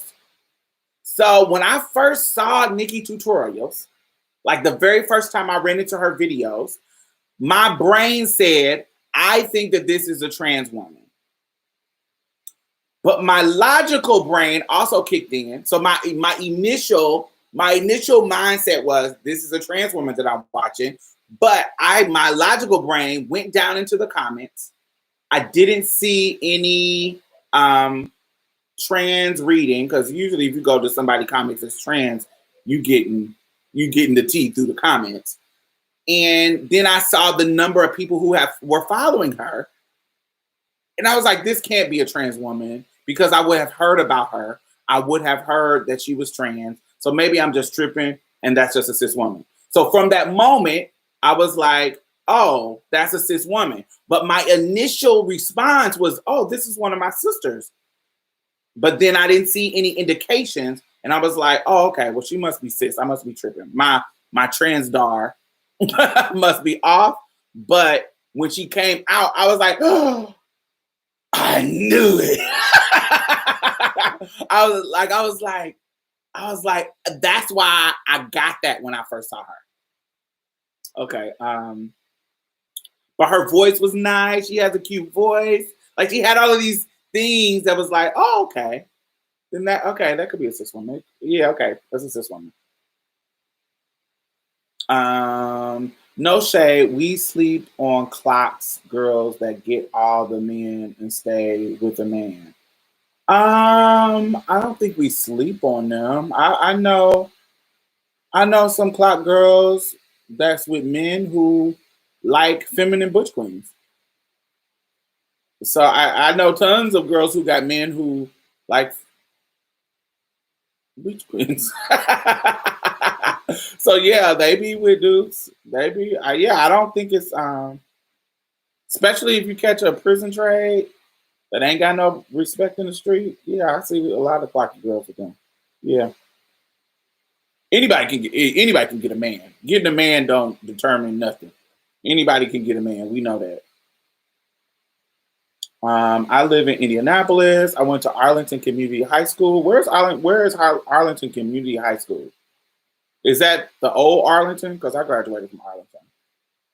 Is that what it's called now? Is that on 46 in Arlington? Or is it 46 or 47? It's 42nd. By Kroger's and Dragon Inn. What is that? What it is it called? Community?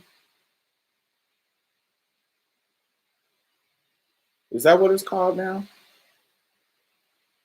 Um,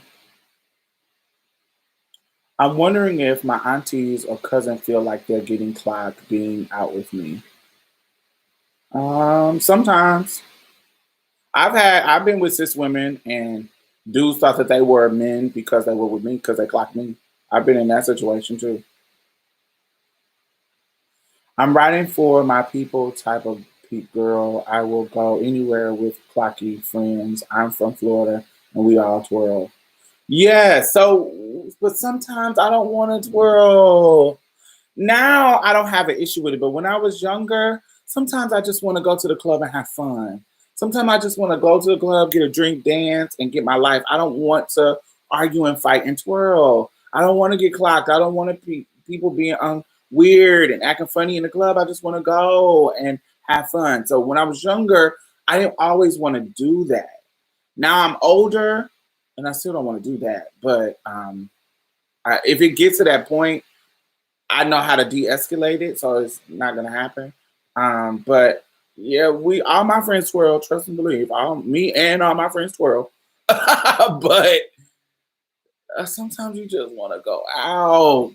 Sometimes you just want to go out. What is a butch queen? A butch queen is you, nigga.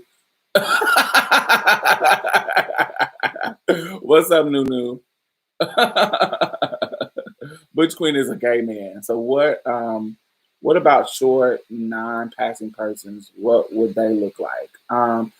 They would look like Kevin Hart in a wig. No, voice doesn't matter. My biological mother has a deep voice. Yes, but your biological mother has children that she's had, and a look of a sister to woman. So that voice will let her pass. I'm sorry I wasn't reading. Even if you're average, but your voice is super feminine, it helps a lot. Yes, absolutely. Um, that just messed up some are like that. I don't know what you mean. A couple, I think I lost. Like Victoria Dyer, she is not clocks at all, but that voice is DBS because she's a beautiful girl, but that voice is woo Trey. Nikki Tutorial is a perfect example, Diamond.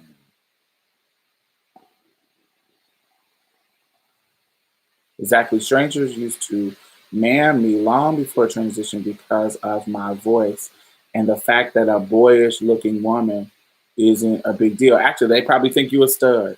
I said the same thing that she reminds me of Melissa. Yeah, that's exactly who she is. She reminds me of a prettier Alyssa, a prettier Melissa Stone, but Melissa without all that gross silicone work. Child, I thought she was just a tall cis girl. I watch some MUAs on here, but not many white ones. So she is always in my recommended video. So when she had her video saying I'm coming out, I thought she was coming out as a lesbian. I guess they look clocky because they think clocky means big dick. That too. That means if you clocky, honey, them hormones ain't working and that dick still get hard. That's what they think. Wow, I didn't know Nikki Tutorial was a trans. Oh my God. Ah, yeah, she is. She came out like maybe 2 months ago, I think. When I first was introduced to you years ago as a part of a collab video, I just knew that there was something different about you. I didn't contact what it didn't connect that it was trans, but it made me curious. Yeah. It's on 46 in Arlington near Deputy Plaza. Yeah, that's the school I graduated from. Yes, I'm the trans woman that broke Arlington up, baby. Just so you know. Yes, they changed the name of the school. Yes, we went to the same school, my love. Yeah, yeah. Do you think your energy draws people in and makes them want to know more? It comes off of clocking you. I think it may be a possibility, but not necessarily. I think a lot of times my confidence works towards not getting me clocked because people don't expect a trans woman to be and I to be confident. Um, some trans women putting hair in their face like this, turning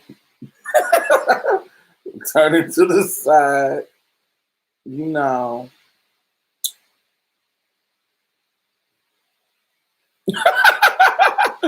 I think my confidence also it makes it unexpected. Do you think you're in trust? We all twirls, but we want to go out and have a good time in a moderately safe atmosphere. Absolutely. Yeah, sometimes you don't feel like that shit. At this point, now I don't really worry about it, but in my younger years, sometimes I just want to play. And I might be doing some things that you fuck up if you getting clocked. Androgynous, is it a look or is it a presentation? Can you explain, in your opinion, what does androgyny mean? Um, Androgyny is a look to me. It's not an identity. It's a look. Androgyny is just like a blend of masculine and feminine, where you really can't tell: is this a boy? Is this a girl? Is this masculinity? Is it femininity? It's just like a blend. It's that gray area, and it's a look. It's not an identity. Androgyny isn't an identity to me. It can be a part. It's a look that is a part of your identity, but androgyny. Um, Flirt with folks, dance with folks, yes. Why do men try to get over on trans women the most out of everyone? Men? I think men try to get over on everybody. Confidence is an important part of passing. You want to look like a normal woman, not a woman hiding, especially if you're beautiful. Um, yeah, I think confidence is important. And what happens for me, I think, what time is it? I think confidence for me it start making me not all this shit that we talking about. It start making me not care about getting clocked. Like I don't give a oh, I'm trans. Great. All right, back to our conversation. And now it's to the point where I literally don't care if you know that I'm trans. If you're not paying me, it used to be I cared. I don't. Oh, I'm about to get on this bus and I'm about to put my card in, and now I got to walk down the aisle of the bus or the train, and who is gonna clock me? I used to worry about that. It used to be give me anxiety. It used to be I'm standing in this line. Is somebody gonna clock me at the register? Um, it just anything. I'm getting in a cab. Is the cab driver gonna clock me? It used to be. It used to just rule my life. It used to just be so anxious. It just used to be late. Now that I'm older, it's like I don't care. Are you a trans person? Yes, I am.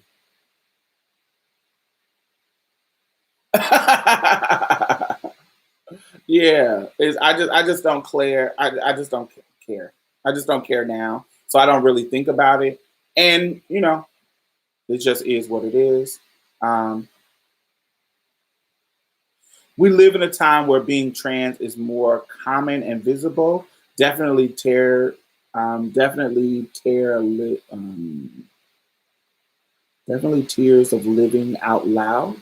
I think definitely years of living out loud. I think that's what you mean. Um, Thank you, Coco. Putting your hair away from your face and wearing less makeup makes you more passable. Mm,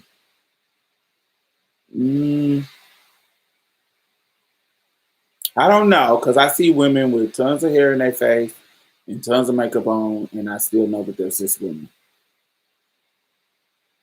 So I don't know. It just depends on how you look. It depends on your bone structure. It depends on a lot of stuff. I definitely think a lot of times too much makeup can get you clocked. Um, to me, I've heard this with passable girls. I've heard this with the Glamazon girls. To me, do I say this? Okay, I would just say it. So I think that's when you know that you're passable. If you can be painted for the back row and still be passable. Like if you could be Beyonce on the red carpet painted, if you can be painted and done and still get through, I'm talking about highlight contour. It be painted and done, not wash faced. Because a trans person can put makeup on and they got too much makeup on and it clocks. But if you can have too much makeup on and they still think you're a woman, they still, you're a cis woman. I keep bad language. They still think you're a cis woman. Because you can put a cis woman in drag paint and still tell that that's a cis woman. I can't. look at so I think somebody came on Jackie Ina's page and did some drag makeup on her. And she still looked like Jackie Ina.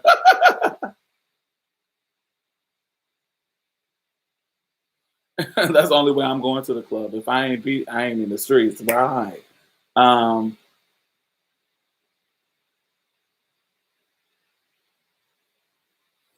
Trans is everywhere and all in the streets, YouTube. They're even trans girl in high school now, so people don't get it. So I went to high school as a trans girl, so this isn't new for me. So in my mind, so the stuff that people are saying, and I knew a lot of trans girls in my city. So in my mind, the stuff that y'all are saying is new, is not new to me in my life. Like it was in okay, so in high school, it was me, it was Ty, her name is Neon Nefertiti Dom on here. It was Strabella, be a goddess. It was Zori Zanel.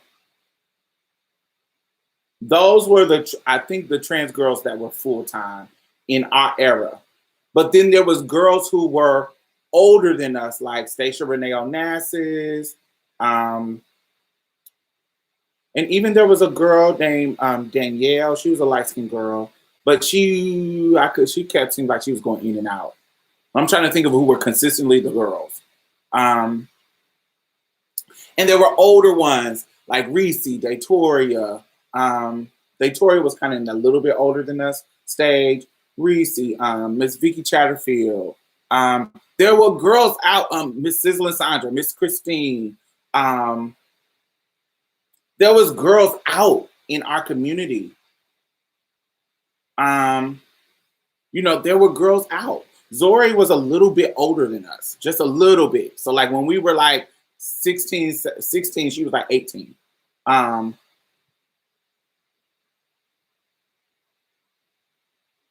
Yes, that's full time. But that was a thing in the 90s. Are you full time? Because in the 90s, that's when some of the girls would be coming out coming out at night, but at daytime or at their job, they a boy. So Stacia, you should know Stacia too if you're from Indianapolis. Um, so this, yes, it's so many girls. Who else? Who else? Deja. Who else? Vanessa, of course, Vanessa Ross. And then there was white girls. Vicky Lane, Vicky St. James, um, Brooke, Beyonce. She called her name self Beyonce. Brooke. So in our city, we had girls. Um, no. I'm talking about people, trans girls, not drag queens. There was tons of drag queens. There was tons of drag queens. Cherry Bomb. When I was growing up, Cherry Bomb wasn't a trans woman yet. Um, Cherry Bomb was still a butch queen. She wasn't. When I lived in Indianapolis, she wasn't a girl yet. She was still a butch queen, stoning people's gowns. um, or like it had when she started, it was she. I was about to leave. Silky Monroe wasn't from my city. Silky Monroe was from Dallas, I think. I'm not for sure. Marissa, yes, Marissa. Marissa came later. Marissa was in prison. Marissa was in prison. Yeah, y'all used to date, didn't y'all? Yeah, Ty and Trey Bomb used to date. I didn't date the bitch quiz. That wasn't in my ministry at the time. Really, still, but you know, sometimes they fly through the cracks. Um, yeah, like it. That's just what it was. It's a very small world. Um,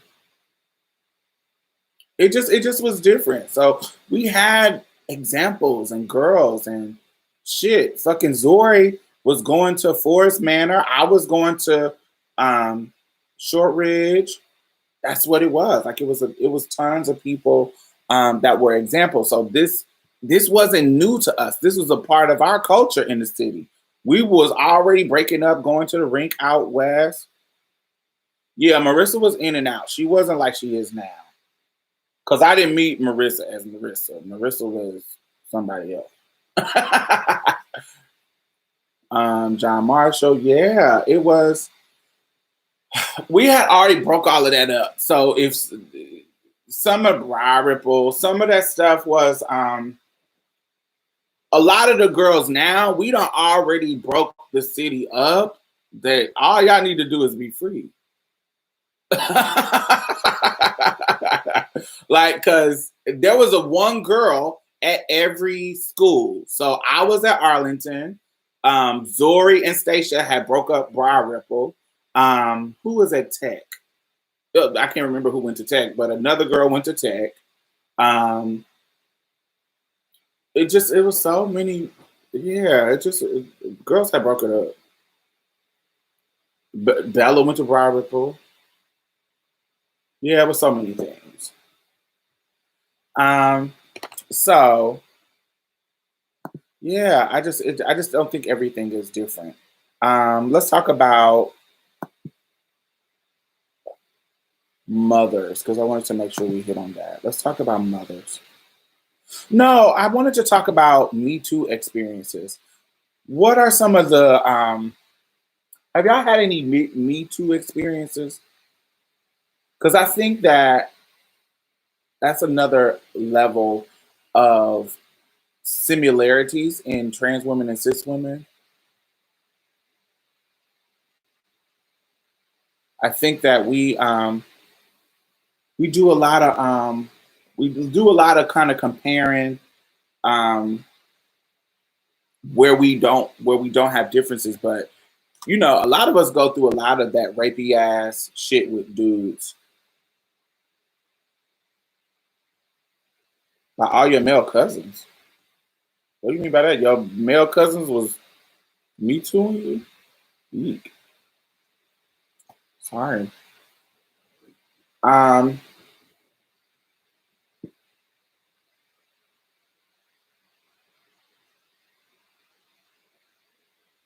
yeah, I don't think I had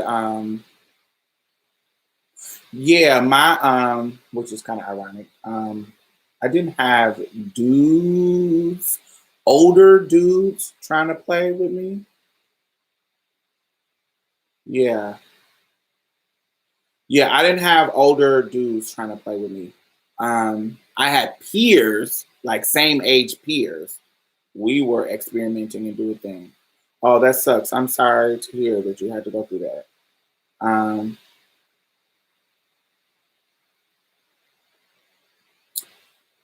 yeah, I had my peers. It was my things with me was my peers, my best friends, people that you know, that were in the community with me that were my age.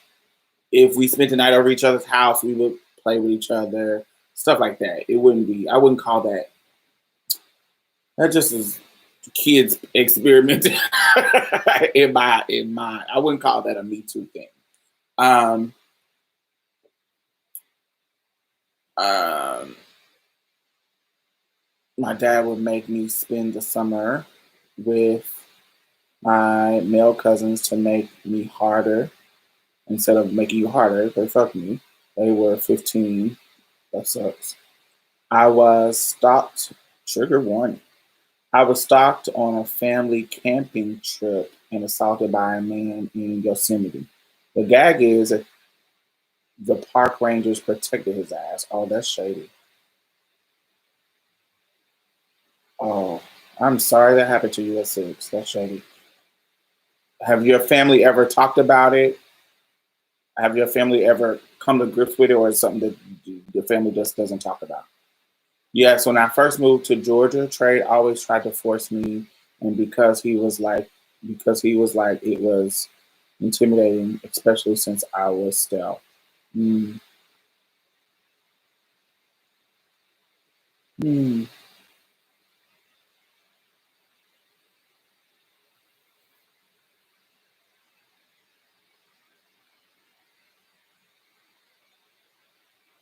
Yeah, most of my older to younger, like type of sexual inappropriate shit was women. It wasn't men.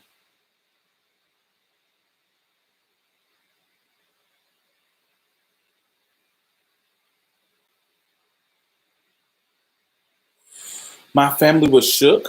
They didn't know how hard it was for the girls, and I guess sexual violence in general. And see, I just don't be believing that. Like we don't heard too many stories about men who identify as straight touching on little boys when they're babies. So people acting like they're shocked at shit like that is always weird to me. I'm like, you shocked? My mother was, honey. My mother, baby, my mother didn't let me stay with people. Like she didn't let me stay around men because my mother was a victim of sexual violence. She didn't trust niggas, so I couldn't stay. Even my uncles, my mother didn't let me stay with my uncles by myself um, until I got old enough, and she trusted me enough to tell her if something happened. Like when I got to like 8 and 9, and I was a very precocious and talking kid, so I knew I would tell my mother, and I think, well, I don't know, I don't think anybody was trying to molest me when I was younger, but if they were, I hope they knew I was. I think they knew I would tell my mama because my mama didn't play. Mm, my mother, my mother would wake me up like Saturdays or like a Friday night when she knew I didn't have. So like a Friday or Saturday night, she would wake me up at 1 o'clock a.m. and would take me to this place called Steak and Ales off of it's a bank now on Meridian. I don't know if the IHOP is still there. Is that no? I think it's a CVS on 16th and Meridian. I think it's a CVS and not IHOP now. But if you go further past the McDonald's, on the left it's a bank, but it used to be a restaurant right there on like 18th and Meridian. And it's a 24-hour restaurant. It was like a dining place. And my mother would wake me up as a child. As far as back as I could remember, my mother would take me to that place and we would sit in the restaurant and my mother would ask me to go through my week. Like, what did I do? What happened? What did I experience in the week? And she would talk to me. I would tell her about school. I would tell her about everything that was going on. She just will ask me questions about my week. Like every Friday or Saturday, she would wake me up late night in the morning. And so she would ask me stuff about dudes touching me or did he do anything to you or anything. My mother would ask me stuff. Like my mother would break her neck to figure stuff out.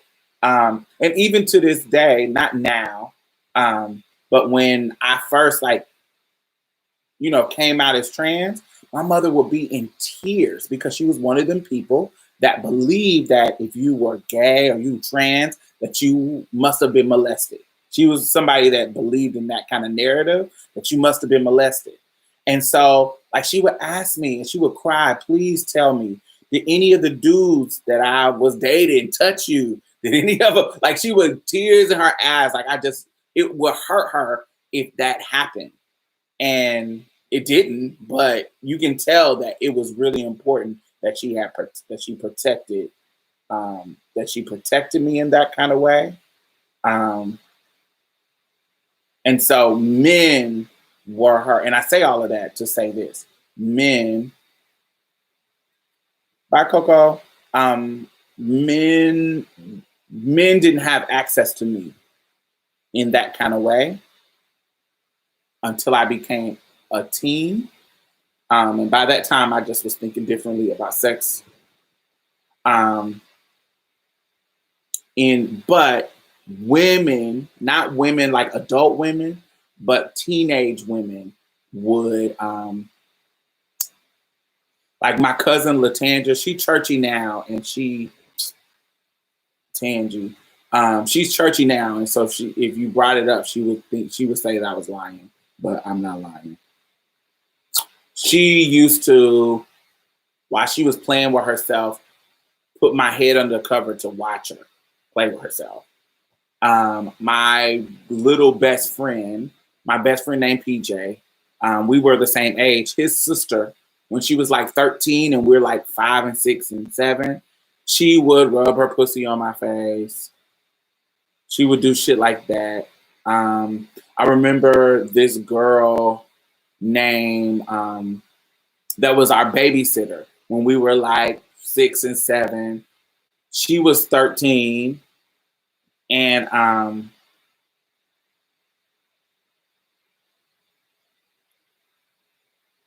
she would invite her little cousins over and she would make us get naked and put us in sexual positions. We wouldn't be having sex, but she would make us hump each other, make us, get on chop each other and hump in doggy style, in missionary style. We wouldn't be having sex, but it would be simulating and she would be playing with herself. But these were girls. I wouldn't say women because they were, 12, 13. They were children too, but they were older than us and they should have known better, but maybe not. But they were children too. They were 13, 12, 13, shit like that. But it was girls. Boys didn't, boys didn't start doing stuff until I got in my teens. But they were peers. What about men that y'all dated?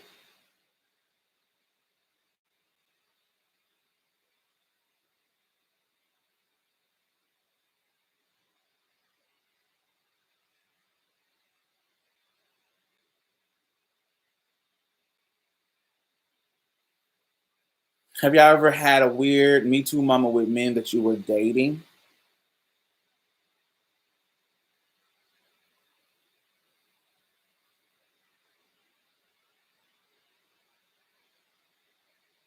Absolutely.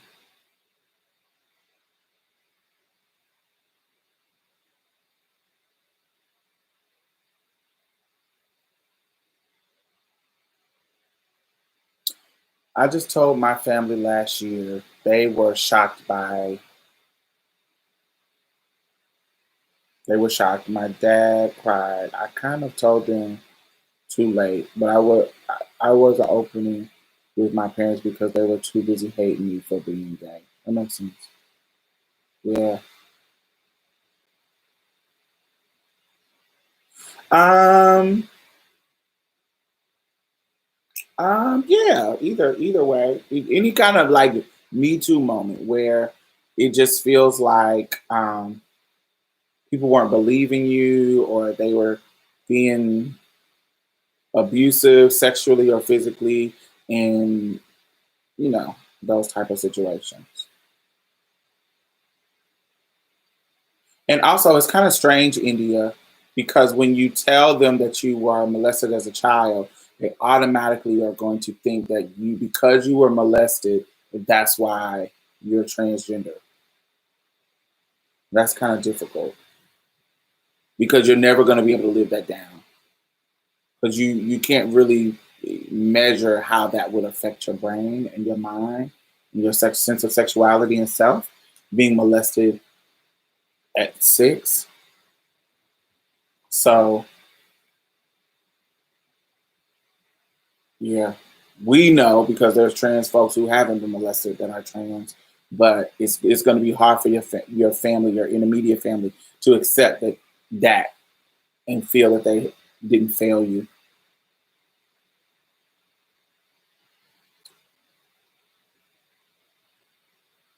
It was funny to me because for me, I always felt prior to like 10 years ago, I always thought that I didn't understand how rape worked. I didn't understand how you couldn't get out of a rape. And one of the reasons why I didn't understand that you couldn't get out of a rape is because I have, at that point in my life, I have never been um, overpowered by a man in a way that I couldn't get out. At that time in my life, I had never been, most of the fights that I got in when I was younger was with peers my age. And even if it was cis women, I couldn't control them. You see what I'm saying? And the peers, the dudes that I got in a fight with, they couldn't control me. Even if they beat me, I still was getting them. Boom, boom, boom, boom, boom. I was still being able to push them off of me. It was a naivety that I had because of the people that I fought as my peers in my younger years, cis women and cis men. There was even if I lost, there still was a level of equality in, you didn't just get me. And if I fought a cis girl, I didn't just overpower her and just beat her down. There was some cis women that was giving me hands. I might have whooped them, but they was giving me hands in the middle of it. Or like when I was younger and I got in a fight with a cis girl, some of them whooped me, beat me up, flung me up against the wall. So there was a lot of stuff that happened that made me think that cis women were just as strong, not just as strong, but my youth just gave me this delusion that how can somebody overpower you to the point where you can't wiggle out of a sex position? I didn't understand it. I didn't understand it until 2008. Like the story that I told y'all about Eric, it's called Rest in Memory of Eric Mileche. Um, that experience taught me I could not overpower him. He wasn't trying to rape me in that situation. But if he was, I would have been raped because I could not get away from him. I could not get him off of me. I could not, he was an athlete. I could not overpower him. And so it wasn't until that moment, my experience with that man at 26, that I learned that there are people in the world that can overpower you physically. And I know that maybe seems naive, but in my younger years, I just hadn't had that experience. So I thought that in my mind, I was like, how can you get raped, girl? I don't understand. Like, you can wiggle and move and stop it. And I always thought that you could wiggle your way out of a rape. And it wasn't until I was 26 in that physical altercation where I couldn't get away from him. Like, I couldn't get him off of me. I couldn't get him. I was powerless. And it wasn't until I was in that situation that I understand how it could be possible. And so I had never felt powerless in a situation. And so in our interaction, it taught me, it made me put myself in the shoes of a cis woman and this dude who you can't overpower. And so I was able to be like, okay, I can see how this happened. So it totally changed my mind in regards to how this could be possible at 26. Let me see. I was with this guy that's like would constantly take advantage of me, and it was still confided in my friend that she told me he was raping me. Like, I didn't know I was getting raped. Makes sense, yes. It's kind of like me and the dude that I first had sex with. He was I was 16 and he was 28. And because we knew, I didn't consider it molestation, but when I told my mom, she was like, he was molesting you. He was a staff member of my group home. And they were like, and my mom was like, he wasn't supposed to be having sex with you. You were 16 and he was an adult in a position of authority at a group home. He was molesting you. And in my mind, it wasn't molest because I wasn't being forced. I wanted to do it. And I didn't, now that I'm older, if it was my child who was 16 somewhere and a 28-year, like, I would think differently. I would be like, I would be like, you're not supposed to be doing that. You're the adult in this situation. And so, but as a 16-year-old, I wouldn't want him to have getting in trouble. I wouldn't have said that it was molesting, and still kind of don't, because it was a beautiful experience for me that I wanted to happen. So yes, I would think it was raping now. And when my mother was explaining it to me, I got what she was saying. So I didn't dispute it. I didn't think it. That's what was going on. My mom feared for my safety being a trans woman. Yes. My mom is pretty consistent in denying the levels of harassment I get from men, even when my hubby was pointed it out to her. Interesting. How so? Like, why do you think she refuses to deny it? Is she just trying to invalidate your womanhood or your experiences as a woman? I had a fight with a guy I was seeing who wouldn't let me leave, and he said he was going to accuse me of stealing and beat me up if I left. I remember I was in a situation where a guy was telling the police, because we were fighting, and it was a domestic violence situation. He was telling the police that I was tricking him. Like, people in my neighborhood had to literally come and vouch that I wasn't tricking him, that he's been living with me and staying with me forever, just to convince them that it wasn't a tricking. I'm tricking him as a trans woman situation. I didn't understand what was going on, so I asked if someone else was going or had been through it. Terrible. Yeah. I felt like he was threatening to use his privilege to put me in trouble. Yes, he was. The same thing how they say, men say that women use their privilege in the situation as the woe is me, distressful woman, and get you locked up for domestic violence. Women, cis dudes can do that to us. Avoid getting locked up by saying we were tricking them. Most of my issues, most of my issues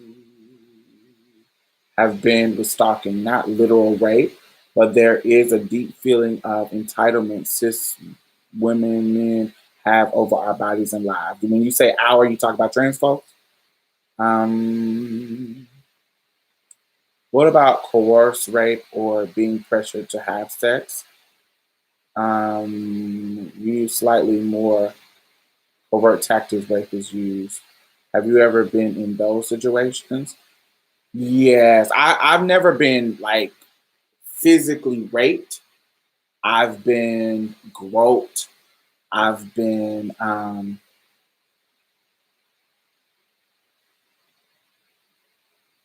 been groped. I've been kissed. I've been I've had somebody reach under my skirt and untuck my dick. I've had somebody put their finger, I guess it's digitally raped, put their finger in my butt while they're hugging me, and I was trying to get away from them, but not actually dick and ass rape. Um,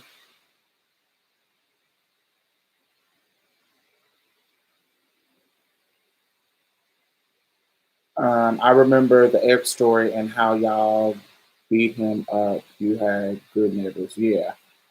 Mm-hmm. Tricking still isn't a reason for rape, assault, or abuse. No, it's not. But how police respond to the situation will be different. Understand that, meow meow. Because if they think that you're a trans woman and you've tricked, then they, in their mind, even though this is not legal, in their mind, they feel like you deserved it. So they can go on about it. It's like, say that a police officer comes in and somebody has beat up a man for molesting a girl, so molesting somebody, a child.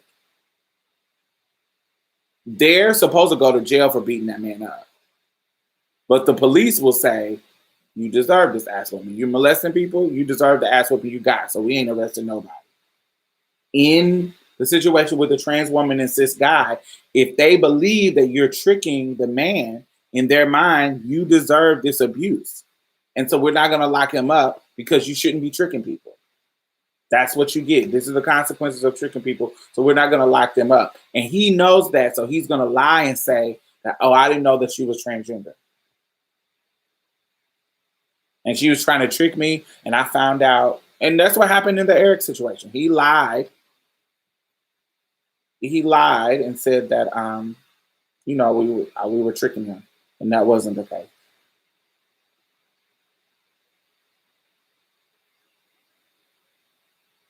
But it definitely isn't a reason.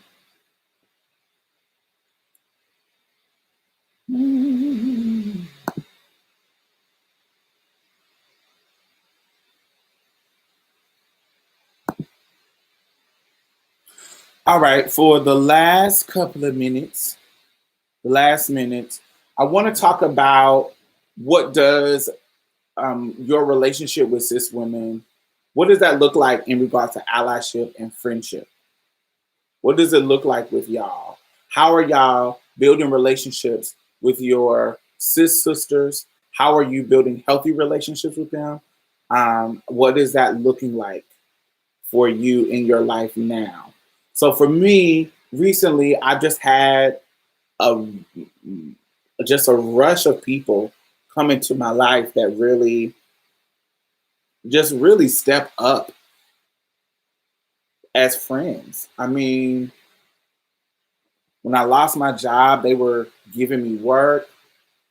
When I lost my and this is recently, like within the past 3 years, um, really put me in positions to be successful. Really put me in positions to that I giving me opportunities that I never would have gotten. Um, yeah. So cis women, like I remember, our podcast was featured at South by Southwest 2 years in a row, all because cis women provided a space for us to be featured at the biggest festival in the country. our podcast, a trans-specific, trans-led, trans-created podcast on the main stage at South by Southwest. You know, it's like cis women made that happen for me. Our popularity on our podcast, cis women sharing it, cis women really supporting it. You know, one of the reasons why we got to do a live show in New York is because of our popularity, and some of the queer global saw us through that popularity, and we got to do a live show during World Pride in New York. While Houston, where we live, is shading us.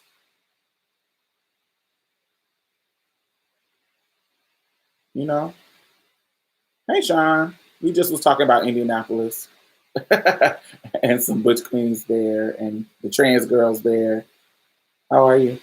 Um,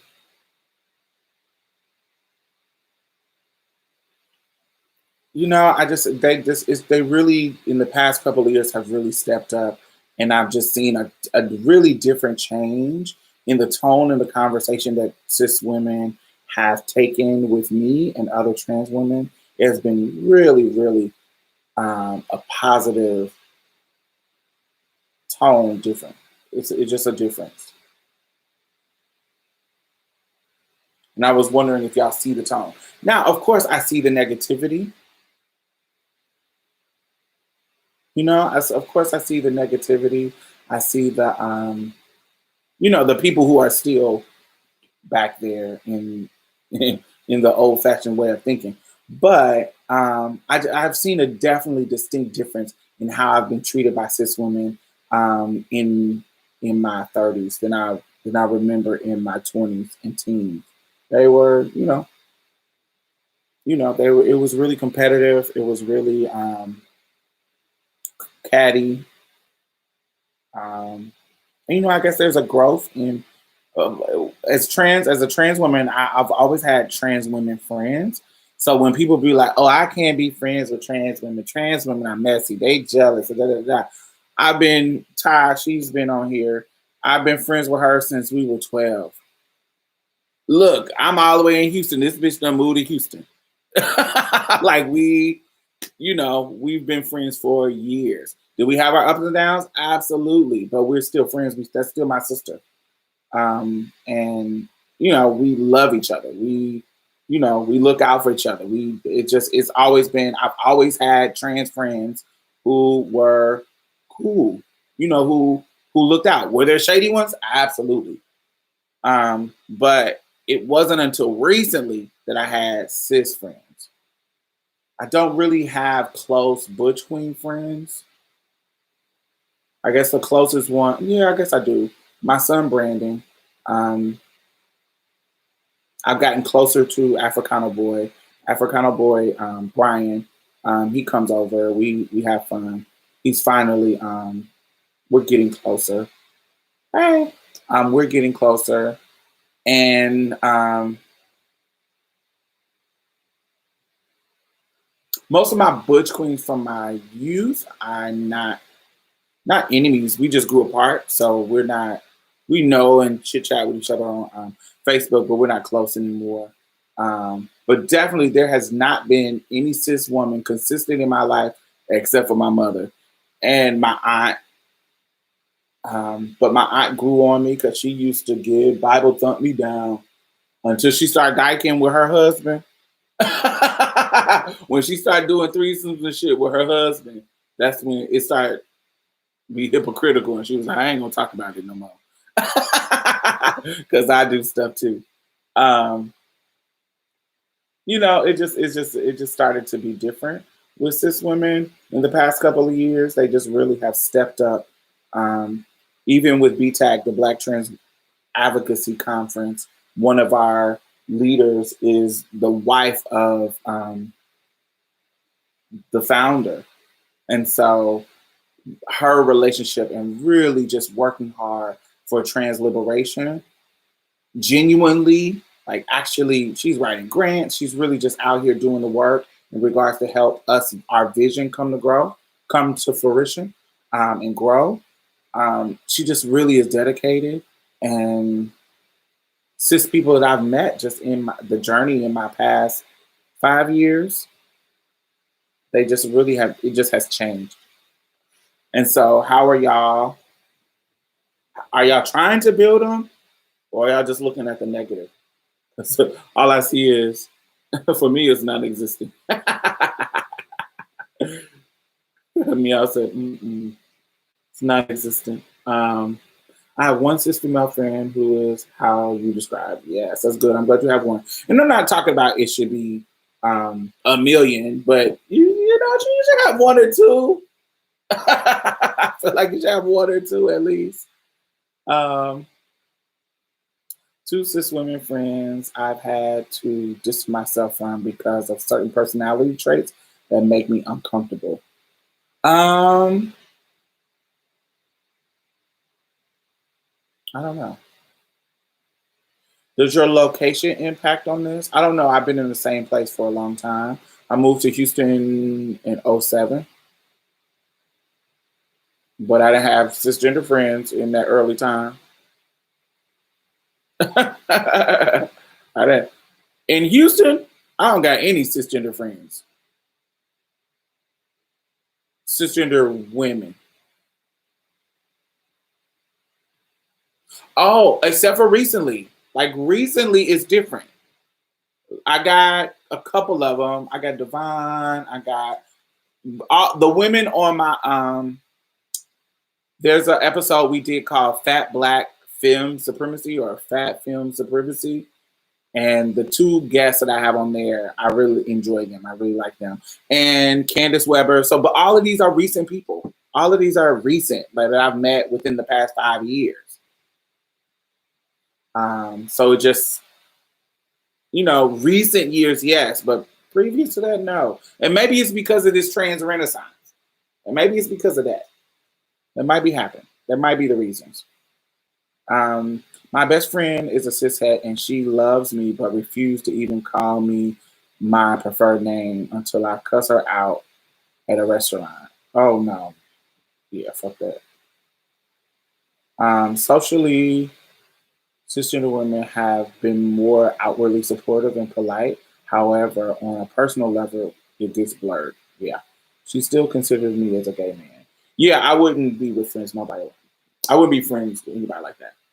And early in my time, I would be like, child, we like I think when I was younger, all the trans women had cisgender friends, and I was not that person. My friends were either butch queens or trans women. And mostly trans women. Because butch queens try it too. They will try it.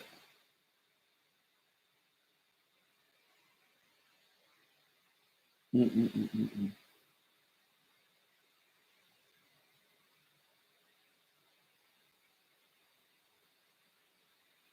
But I think what it is I left myself open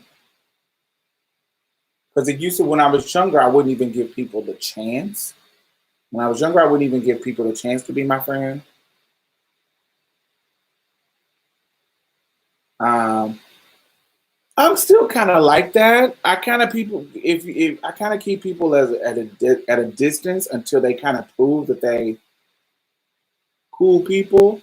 Like a lot of people, because I have like a channel, because I have something like this. A lot of people hit me up and like try to be my friend, but I'm not that. That don't work with me.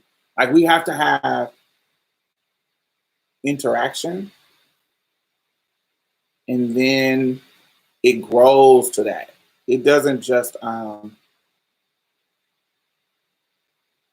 it doesn't just you can't just hit me up and be like, oh, oh, let's be friends.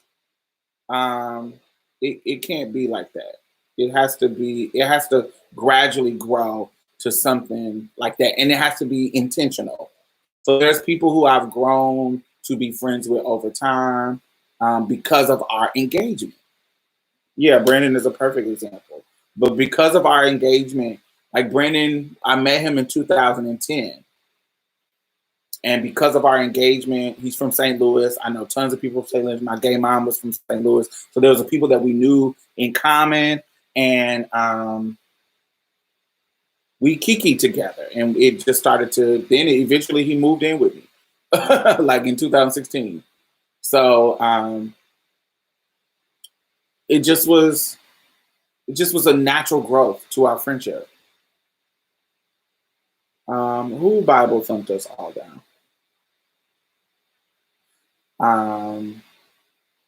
Who else?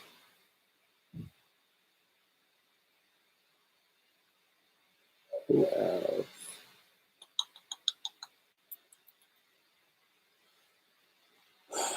Brian, Africano boy. We, me and him met through Nunu. We all met through YouTube, but me and Brian met through your boy Nunu on here. He's commented a few times. I don't know if he's still here, but he's commented a few times. And we grew like that. But cis women, it's just different. It's just different. They, it's just different. But recently, in my mind, in my experience recently, I've had great cisgender experiences, and I hope that y'all start giving those friendships a chance. So I think we have talked enough. If you you can hit me up on Twitter if you want to continue the conversation. You want to still discuss some things, I can hit up on there. You can follow me on all platforms, Diamond Styles, DIAMOND STYLZ. Tomorrow we are launching a new episode of March's Plate. If you listen to podcasts, we will be posting a new episode tomorrow on Thursday. What else? Yeah. So make sure you thumbs up if you're watching. Thank you for being here for these 2.5 hours, almost 3. Shit. 15 shy of 3. I love talking to y'all. This has actually been fun. I love talking to y'all like this and having engaging conversations. Let me think. So I will definitely be back Friday. Bye, y'all.